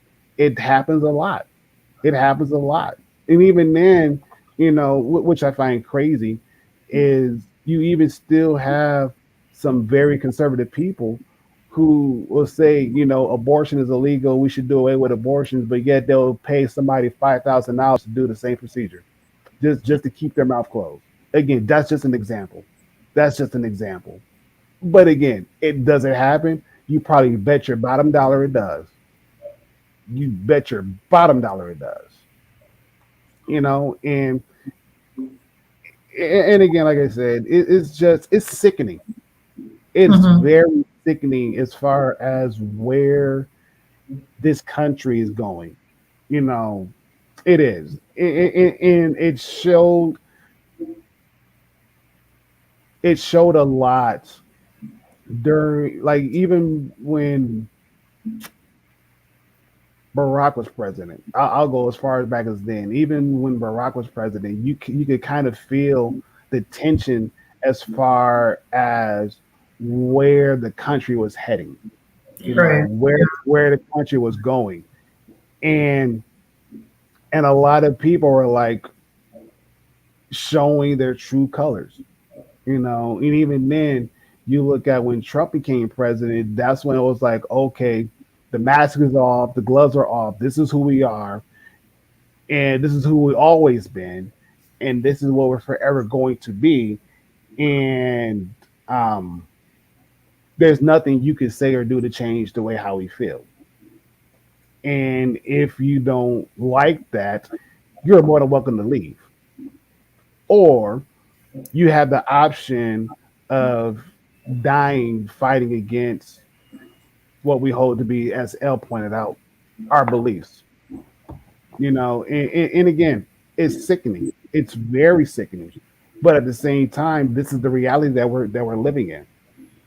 This is the sad reality that we're living in. And like I tell my kids, like, please pay attention to what's going on around you, because the world that you guys are living in right now, by the time you become my age and your mom's age, it's going to be a nightmare. And if you're not ready to handle what's going on, I'm so sorry. I've tried, your mom has tried to teach you guys what to do, what not to do, how to move, how not to move. And if you don't listen, if you don't pay attention, you get caught up in the crosshairs. I'm sorry. That's about as far as that goes. Like, we've tried. We don't know what else to say or do, but hopefully you can help make it a lot better than what it is now. Even if it's, one person at a time, in challenging their thought process, go for it. You may not win everything, but still, if you can win some things, hey, go for it. And so, and again, like I said, you guys read that article, and especially read that excerpt. Yes, yes. Please vote. And if you don't want to, and again, y'all probably heard me say this like last year, 2 years ago. If you don't want to vote, or if you do vote, but you don't like the people who you're voting for on the ballot, then run. Go for it. What's the worst that can happen? What's the worst that can happen? That you lose. Okay, you lost.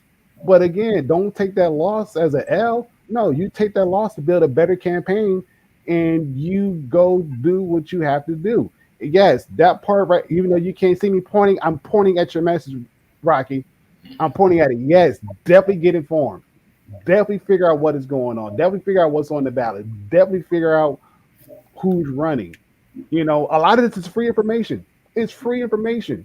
And even if you get bold enough to contact the people who are running and see what their stances are on some things, do it. Do it. Pressure them to answer those tough questions, to get inside their head, to figure out, are they really worth voting for?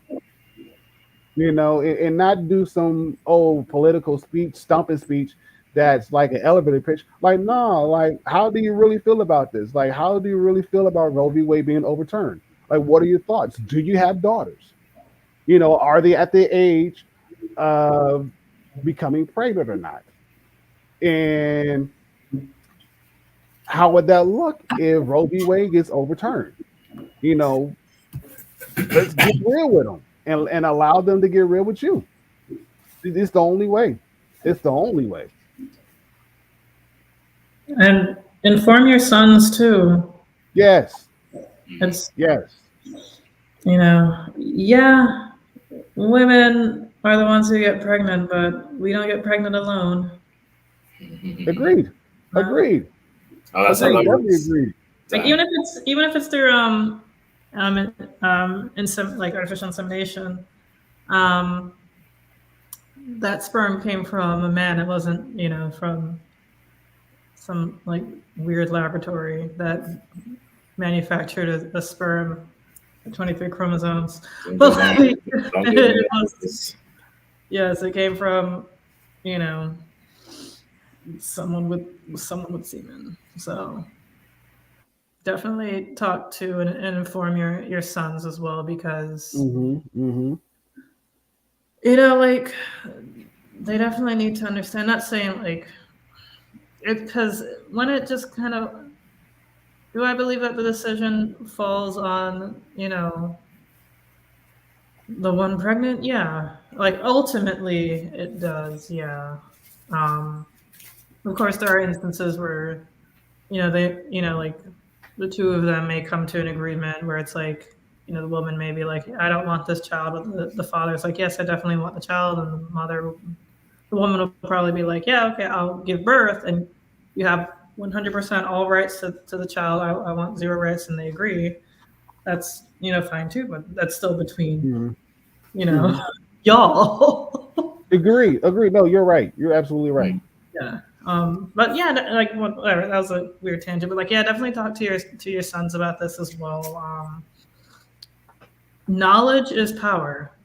Point blank. Period. Hence why they're trying to control what you can see in textbooks. Why, what just creating these laws, because a lot of times, like a lot of people don't inform their kids, and then they're just born into this world, and this is just their norm.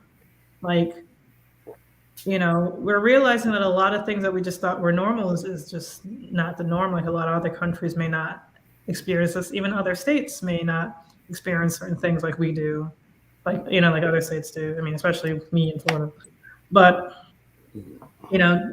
knowledge is power. Knowledge is everything, and you have to be informed. You have to be knowledgeable, and I'd say it's just best to teach them young. Don't hide things from your kid.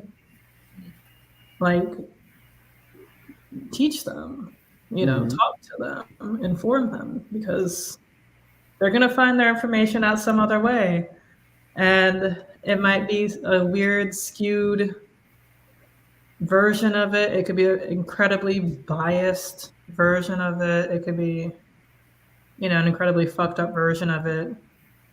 And, just teach, like, don't like let it fall on the teachers always to teach them things, because teachers can be biased as well. But yeah, that's essentially what Chad says. When the innocence of children becomes the ignorance of adults. Like, very poignant quote. As an adult, I've seen some really stupid adults, really ignorant adults. Even as a, I guess, child, like in high school, like seeing like your friends' parents and like some of the decisions they would make, and you're like, what the hell? Like, I'm 16 and I know that's fucking weird.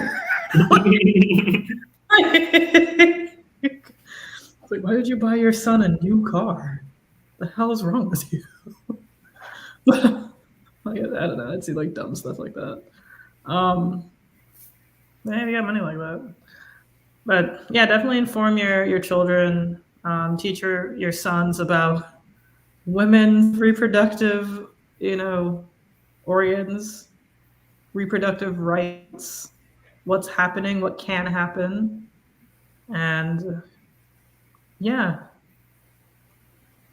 yeah, like it stops ignorance of adults. Yeah, it stops being. Yeah. But when they try to control your mind by limiting what you learn and preventing you from learning certain things, that's when you know shit is scary. Mhm. And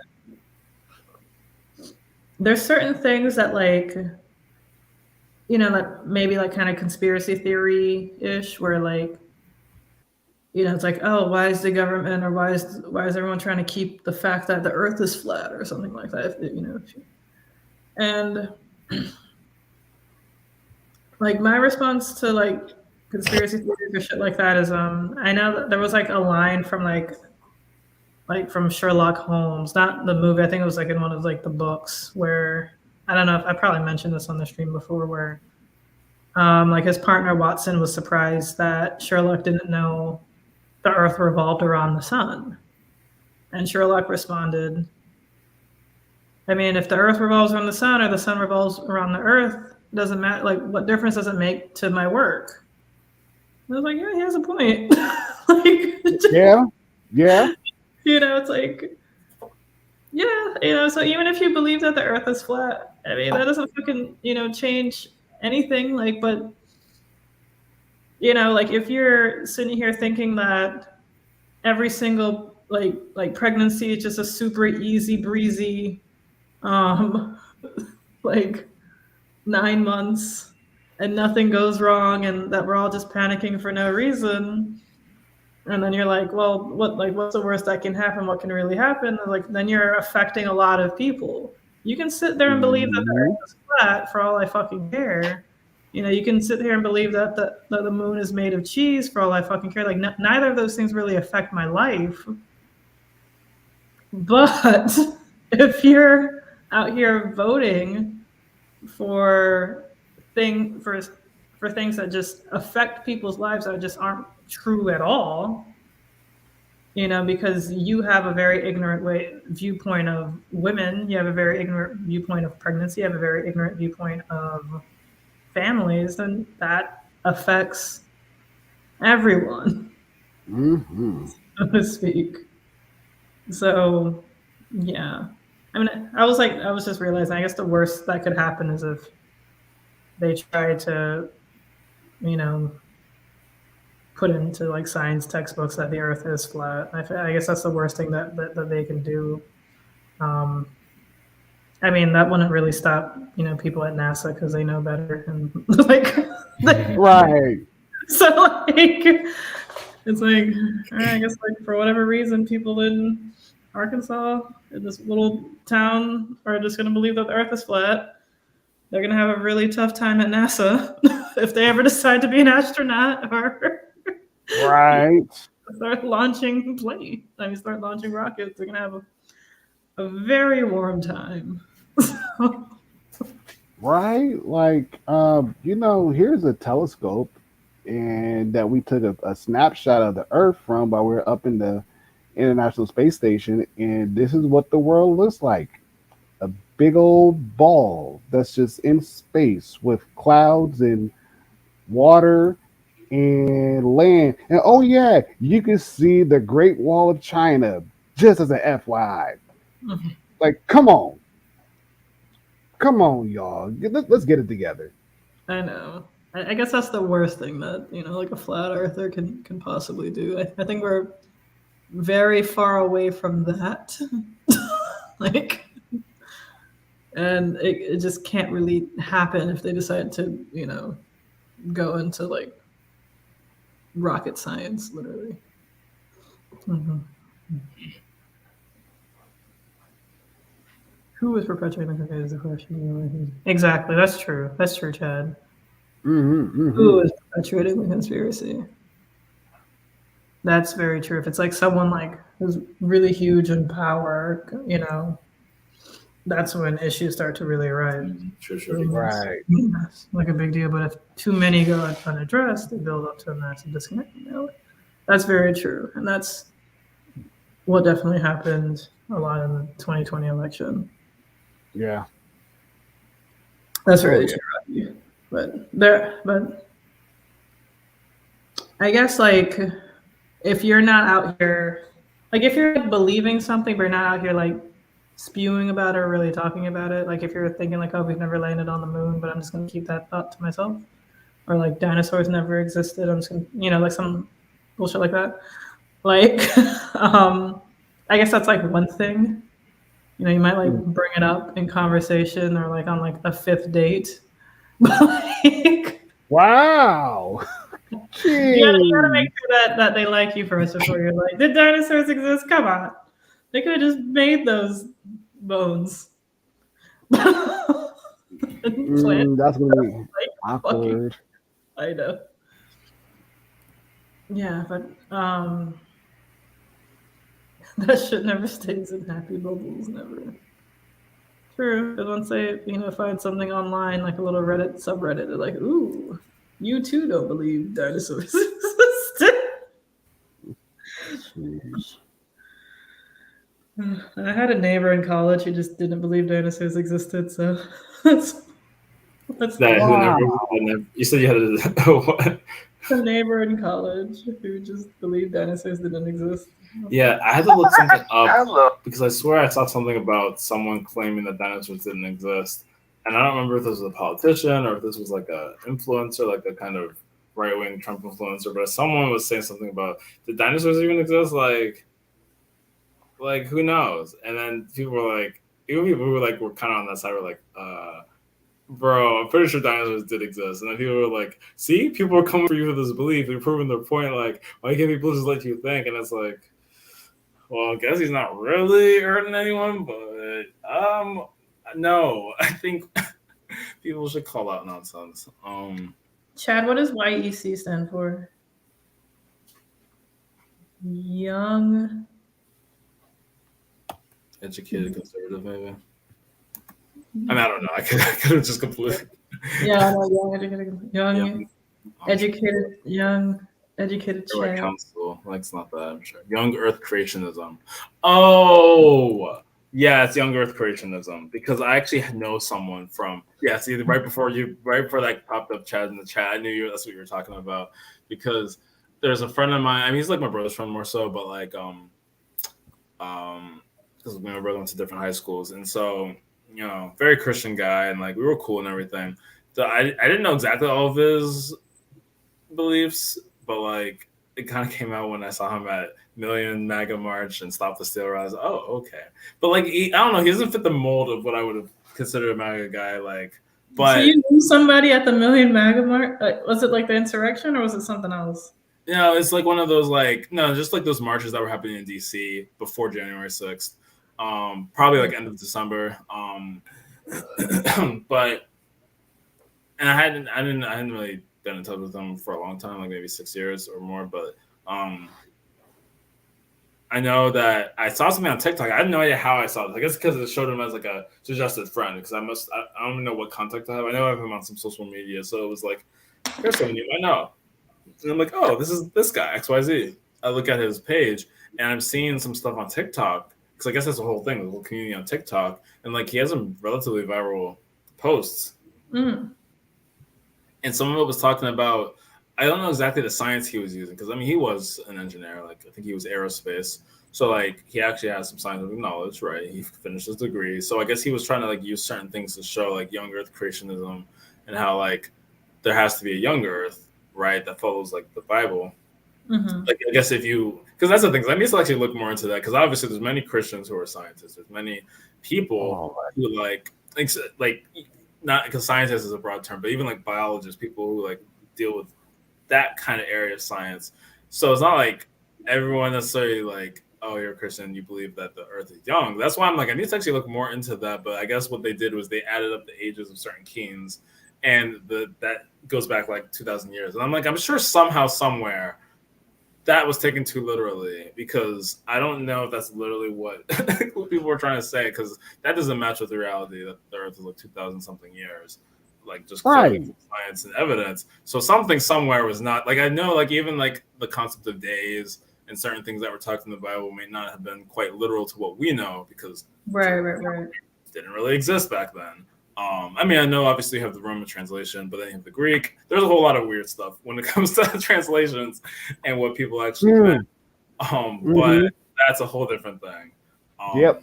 But like, yeah, so young Earth creationism, I mean, I don't know a ton about it, but it's kind of intense. Like, people will be like writing theses about like why the Earth is young and all these things, and talking about like radio decay, isotopes, and I'm like, wow, people are kind of going in to like attempt to prove that the Earth is not millions or billions of years old, but rather 2,000 something. Yeah, but yeah, we still find dinosaur bones dating back to like, millions of years ago, but the Earth's still young. I remember, Listen. like 1,000 years equates to a day in God's eyes. I learned that somewhere. Was it from when I was taking Bible studies with Jehovah's Witnesses, or I don't know. I remember like hearing that sort of equation, something. More conspiracy believers are evangelicals, and I know that's true. And it has to do with their strong belief in end of day making them predisposed to it. An end of day belief. I think about the last days, right? Yeah. Duh. Well, that's what I assume. I don't know. It gets really tough. It gets really, really tough, because nobody knows what they're talking about when it comes to Revelation. What's Revelation, not Revelations. I remember being at a seminar, and literally, like, it was interesting. It was like a 3-hour kind of like 50 minutes, then 10-minute break, 50 minutes, 10-minute break. So it was like a 3-hour church service. I can't remember everything from it, but it was pretty interesting. And it was definitely kind of like, yeah, like if you hear people saying XYZ, XYZ, they have no idea what they're talking about.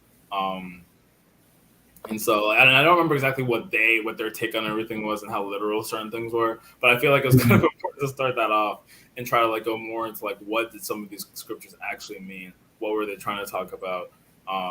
Because no one knows. I mean, God, how many of these like mega preachers have said that there are these predictions, and so many of these predictions have just passed? It's like, oh well, this time it didn't work, and then it's just like, what's wrong with you all? Like, and then of course you have the whole Mayan calendar, which, actually I think there was a recent news article that came out like a year ago or something about the Mayan calendar, and how apparently, I don't know if it was like literally like upside down, but someone read something wrong, and so like the year was actually not supposed to be like December 2012, but it was like another time, or it correlated to something else. I don't remember, but people would be coming up with literally anything to justify the pre-belief they already have, and so it's just like, and I don't know. I mean, there's more I would want to study, because there are different points I've had like with my own Christian faith, of like doing my own study and trying to like understand certain things and reconciling certain things. But it's a little off topic. It's very interesting. It's very interesting, but it's like unfortunate that like people are like loud and wrong, or wrong and strong, to the point where it's just like, clearly this isn't correct, but you're using this to sort of hop on every other conspiracy belief that you want, because I don't know, man, it's just strange. Right. Oh man, that is a topic I do look forward to talking about. Not necessarily now, but somewhere like way down in the near but distant future. No, seriously. Yeah, and again, it's like it's something that I do study a lot, and especially when it comes to the Book of Revelation, I've read it like 3 times and whatnot. And so it's like when folks start talking about Revelation, I'm like, oh, really? Like, okay, you got my interest. Like, what do you think you know about the Book of Revelation? Because a lot of the stuff that's written in the Book of Revelation has not necessarily happened just yet, but at the same time, it doesn't mean that it's not going to happen. Right. And so, are there some things that are in the works? Sure. I'll go on a limb and say, sure. Is it everything? Not really. But yeah, there are some things that are going on in the works. Like I said, that's another topic for another day at a later stream. Yes. That's gonna be interesting though. Oh yeah.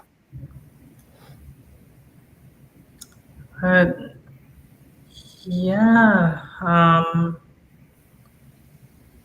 I don't even know what this. I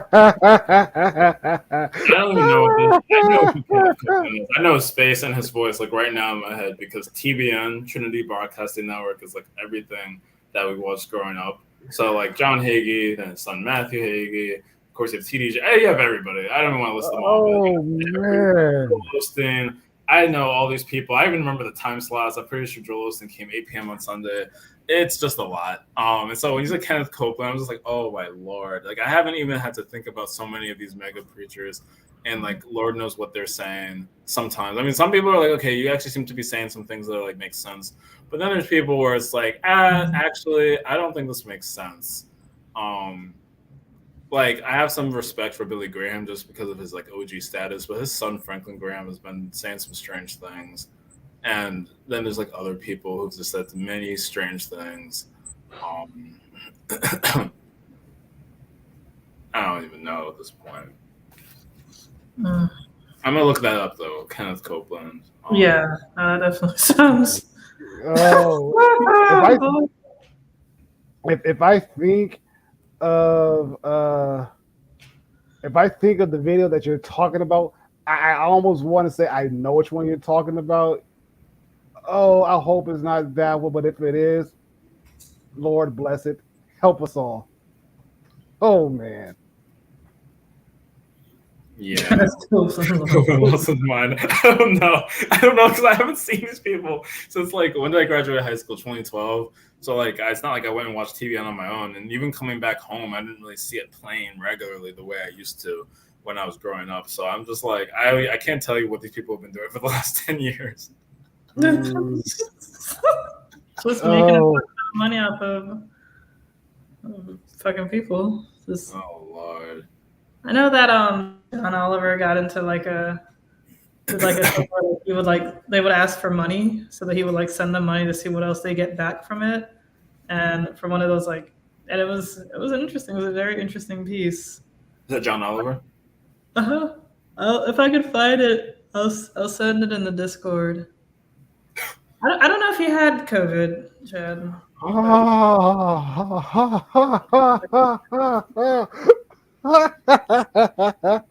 That part right here. Oh, when Chad said, "Did he ever have it?" I thought he meant Kenneth Copeland in his mind, but maybe he was talking about COVID. I thought Chad was just roasting. I mean, I've always believed that the devil knows the Bible better than anyone. Whoo, come on, L. Yeah. Oh man. Same wavelength. It's like Chad asked, "Did he ever have it?" I said, "I don't know if he ever had COVID." He's like, "No, it's mine. Did he ever have it?" So you lost his. Did he ever have it? That's hilarious. Yeah. Oh, like I said, y'all going into a topic. Yeah. It's another passion of mine. I'll put it like this: another passion of mine. It is. And again, we have to save it for another time, for another topic at a later date. Yeah. Seriously. There's interesting things on that. On the Roe v. Wade piece, like one thing that I thought would be interesting, I mean, I was hearing the radio a lot just from like, I had to drive around a little bit. And I also had it playing just sometimes when I like get out the car, I keep it playing on my phone as best as I can. It's like the local NPR for Boston. And so I know like they were talking about like the Arkansas Attorney General had a whole thing that she was talking about where, she was basically expressing full support for this decision and how there are these trial laws and like maybe 13 states trigger laws where immediately once the Supreme Court, if it ends up going that direction, they strike down Roe v. Wade, these laws will go into place to give restrictions. And I think Massachusetts and some other states are trying to become like, well, they're trying to do their own thing to beef up their current, access to abortion. So it's going to be interesting. Like, I think, and really, I am wrapping up. Like, there was this piece for Rising, for those who are familiar, a very big sort of independent channel that came out of the Hill during the 2020 presidential campaigns. They covered off Bernie a lot, but like definitely Andrew Yang and then like Tulsi Gabbard, just like people who were more non-mainstream. And so now they have new hosts since like sometime last year. But one thing that they talked about with the new hosts was like how Civil War, because I think that was more talking about COVID stuff, right? When really the mandates and all that stuff was more of the big news. But it was like how Civil War could be a reality, but it's not going to look anything like you think of it for 1865, like 1860. It would look more like states deciding to coalesce and be like, we're going to like try to do, I don't know if they can really trade with each other where it's like, we're going to cut off other states, but they're going to like have these alliances. And you already can kind of see that with abortion. That's going to be one of the biggest ones. I think maybe immigration, where you already have sanctuary cities, but I think abortion is going to be a huge one where it's like, all right, we're going to like create this coalition of states where we like are a block, like an iron curtain against the uterus. And then you have the states that are like, no, we're going to actually provide abortion. And so I'm like, wow, like we really are going to see this kind of prediction of what like a civil war, but it's going to be not like conflict, but more so like we're just basically going to like not associate with the country, and we're going to do our own thing, and we're going to have like partnerships where we're going to choose to be anti-abortion. Other states are going to be like, no, we're going to be the block of states you can come to. Unfortunately, these states aren't going to be connected. Some of them will, just because of geography, but many won't. So it's like, I don't know, it's going to be kind of, I mean, I don't want to say interesting because this is very real and it impacts a lot of people, but it's going to, I'm not sure what it's going to turn into, but it's not really good for unity, as if we were really ever united. But I mean, you're going to very much see kind of states doing their own thing, becoming their own entities. And I know it's been talked about before about precedent. So you're going to see kind of that happen with a lot of other issues, trans rights. You're going to see it happen, of course, the critical race theory. It's just everything. Like, all right, we're now going to basically just become our own like mini countries. I don't know how it's going to happen locally, honestly.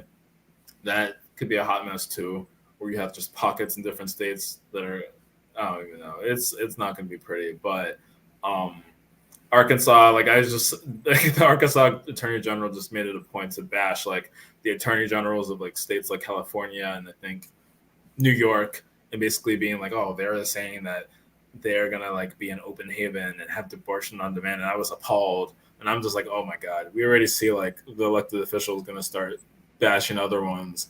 And we saw that with Trump too. Like when Trump was, losing and was trying not to lose. And then you saw states like Texas join with other attorney generals to be like, we're going to challenge this because of misinformation. And so I feel like we're just going to keep seeing that more. So welcome to the disunited states of America. I'm just going to keep chilling and doing the best I can. But like, holy crap. I mean, that's a good point. Yeah, that's definitely a good point. I just hope, and I proposed this before, like I think on Twitter, like I don't know, a year or so ago, I don't know. There should be like some sort of like exchange program. Like if you don't want to live in your state, it's like, yeah, my state's just shitty. Can I just go move to another state and like switch with someone who probably does want to live in my state? It's like I should be able to just do that. Like, it's like, hey, does anybody want to live in South Florida? I'm 15 minutes away from the beach. It's like, is your home worth about this much? Could I live over there where your home is worth comparable? It's like, oh, you live near the mountains? Cool. We could just switch houses, switch deeds. Colorado, it's calling your name. Yeah. Man, I'm telling you. Though I will say briefly that I know that Yang had that one proposal for the American exchange program for high schoolers. So that way you kind of can depoliticize a lot of things early where you have people from more like Republican, conservative, or rural areas. They get to like experience something more liberal or urban and vice versa. Ideally across the country. So we're not just talking about like a conservative area 40 minutes from Chicago, going to Chicago, but more people like completely different areas outside. So I think that is interesting. I think that could be necessary. In fact, I was even thinking like if you're gonna have like some kind of big solution to some of these problems. One thing I recently saw was about citizen assemblies. I'm trying to remember if that was about. I forgot where I even saw this article, but it was mentioning the concept of. Oh, it was the Forward Party Reddit talking about citizen assemblies could be a way, and it's used to solve very thorny issues in other countries, where like you have these kind of panels that are supposed to be these nonpartisan people. It's supposed to be open, but also kind of secret to protect certain identities.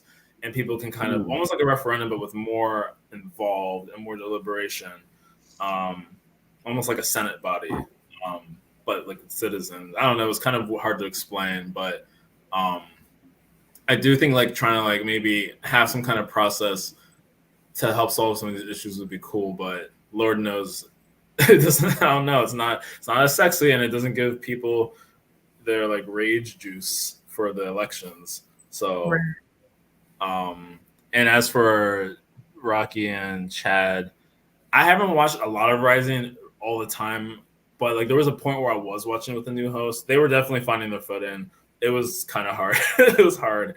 I know, Chad, you don't seem to have a good opinion of Kim. You know, I knew of her from her independent show, but I never really watched it. I just thought she had some interesting points. She's definitely much more like the anti-mandate, very extremely kind of pro medical autonomy, bodily autonomy when it comes to not choosing to take vaccines. She's definitely more on that spectrum than I am. But I feel like she adds an interesting perspective that wasn't necessarily always there. And sometimes she just ends up being like the star of the show compared to the other two. But the other two have shifted around. So anyways, Rising is what it is. Breaking Points, which is where Crystal and Saga are, is what it is. Interesting shows, but I really don't have the time as much to keep up with them. But I'll let you guys take the reins. Yeah. No, I definitely gotta catch up on Breaking Points. Like I've only watched like just like a couple of segments. Like, my friend got me back into it. And I do like, you know, like overall what they're trying to do to be like more like bipartisan. And like we definitely need more of that. Like I may not always agree with everything Crystal says, and I may not always agree with everything Sagar says. Like there's something that sort of bothers me where like the left picks on the left and the right picks on the left, and it sort of like kind of has that sort of thing to it.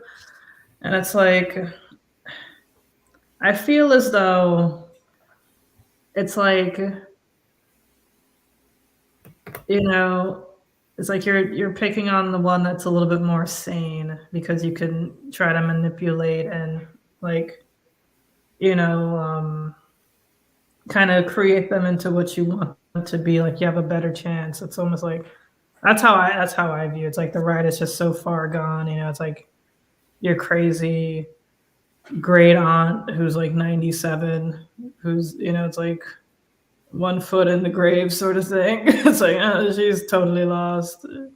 But her, you know, like her grandson, your uncle, is, you know, older but still has some sense. You know, it's probably like Gen X.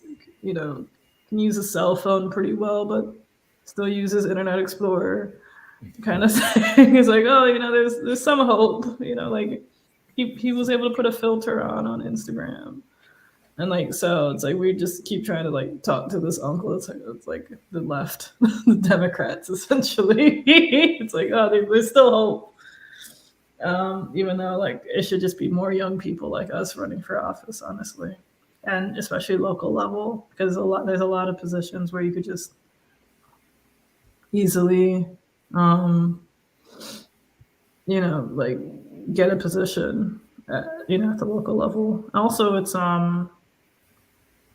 you know, like 2 to 4 years of a job, you know, job security.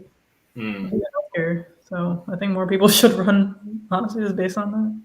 Oh, see, that I can't comment on because I haven't seen a lot of the Ukraine. Like if you're talking about because with Ukraine, I haven't really seen her takes on that. specifically. I think the one thing that I did see that was really interesting from break, and sorry, I absolutely do have a response to that.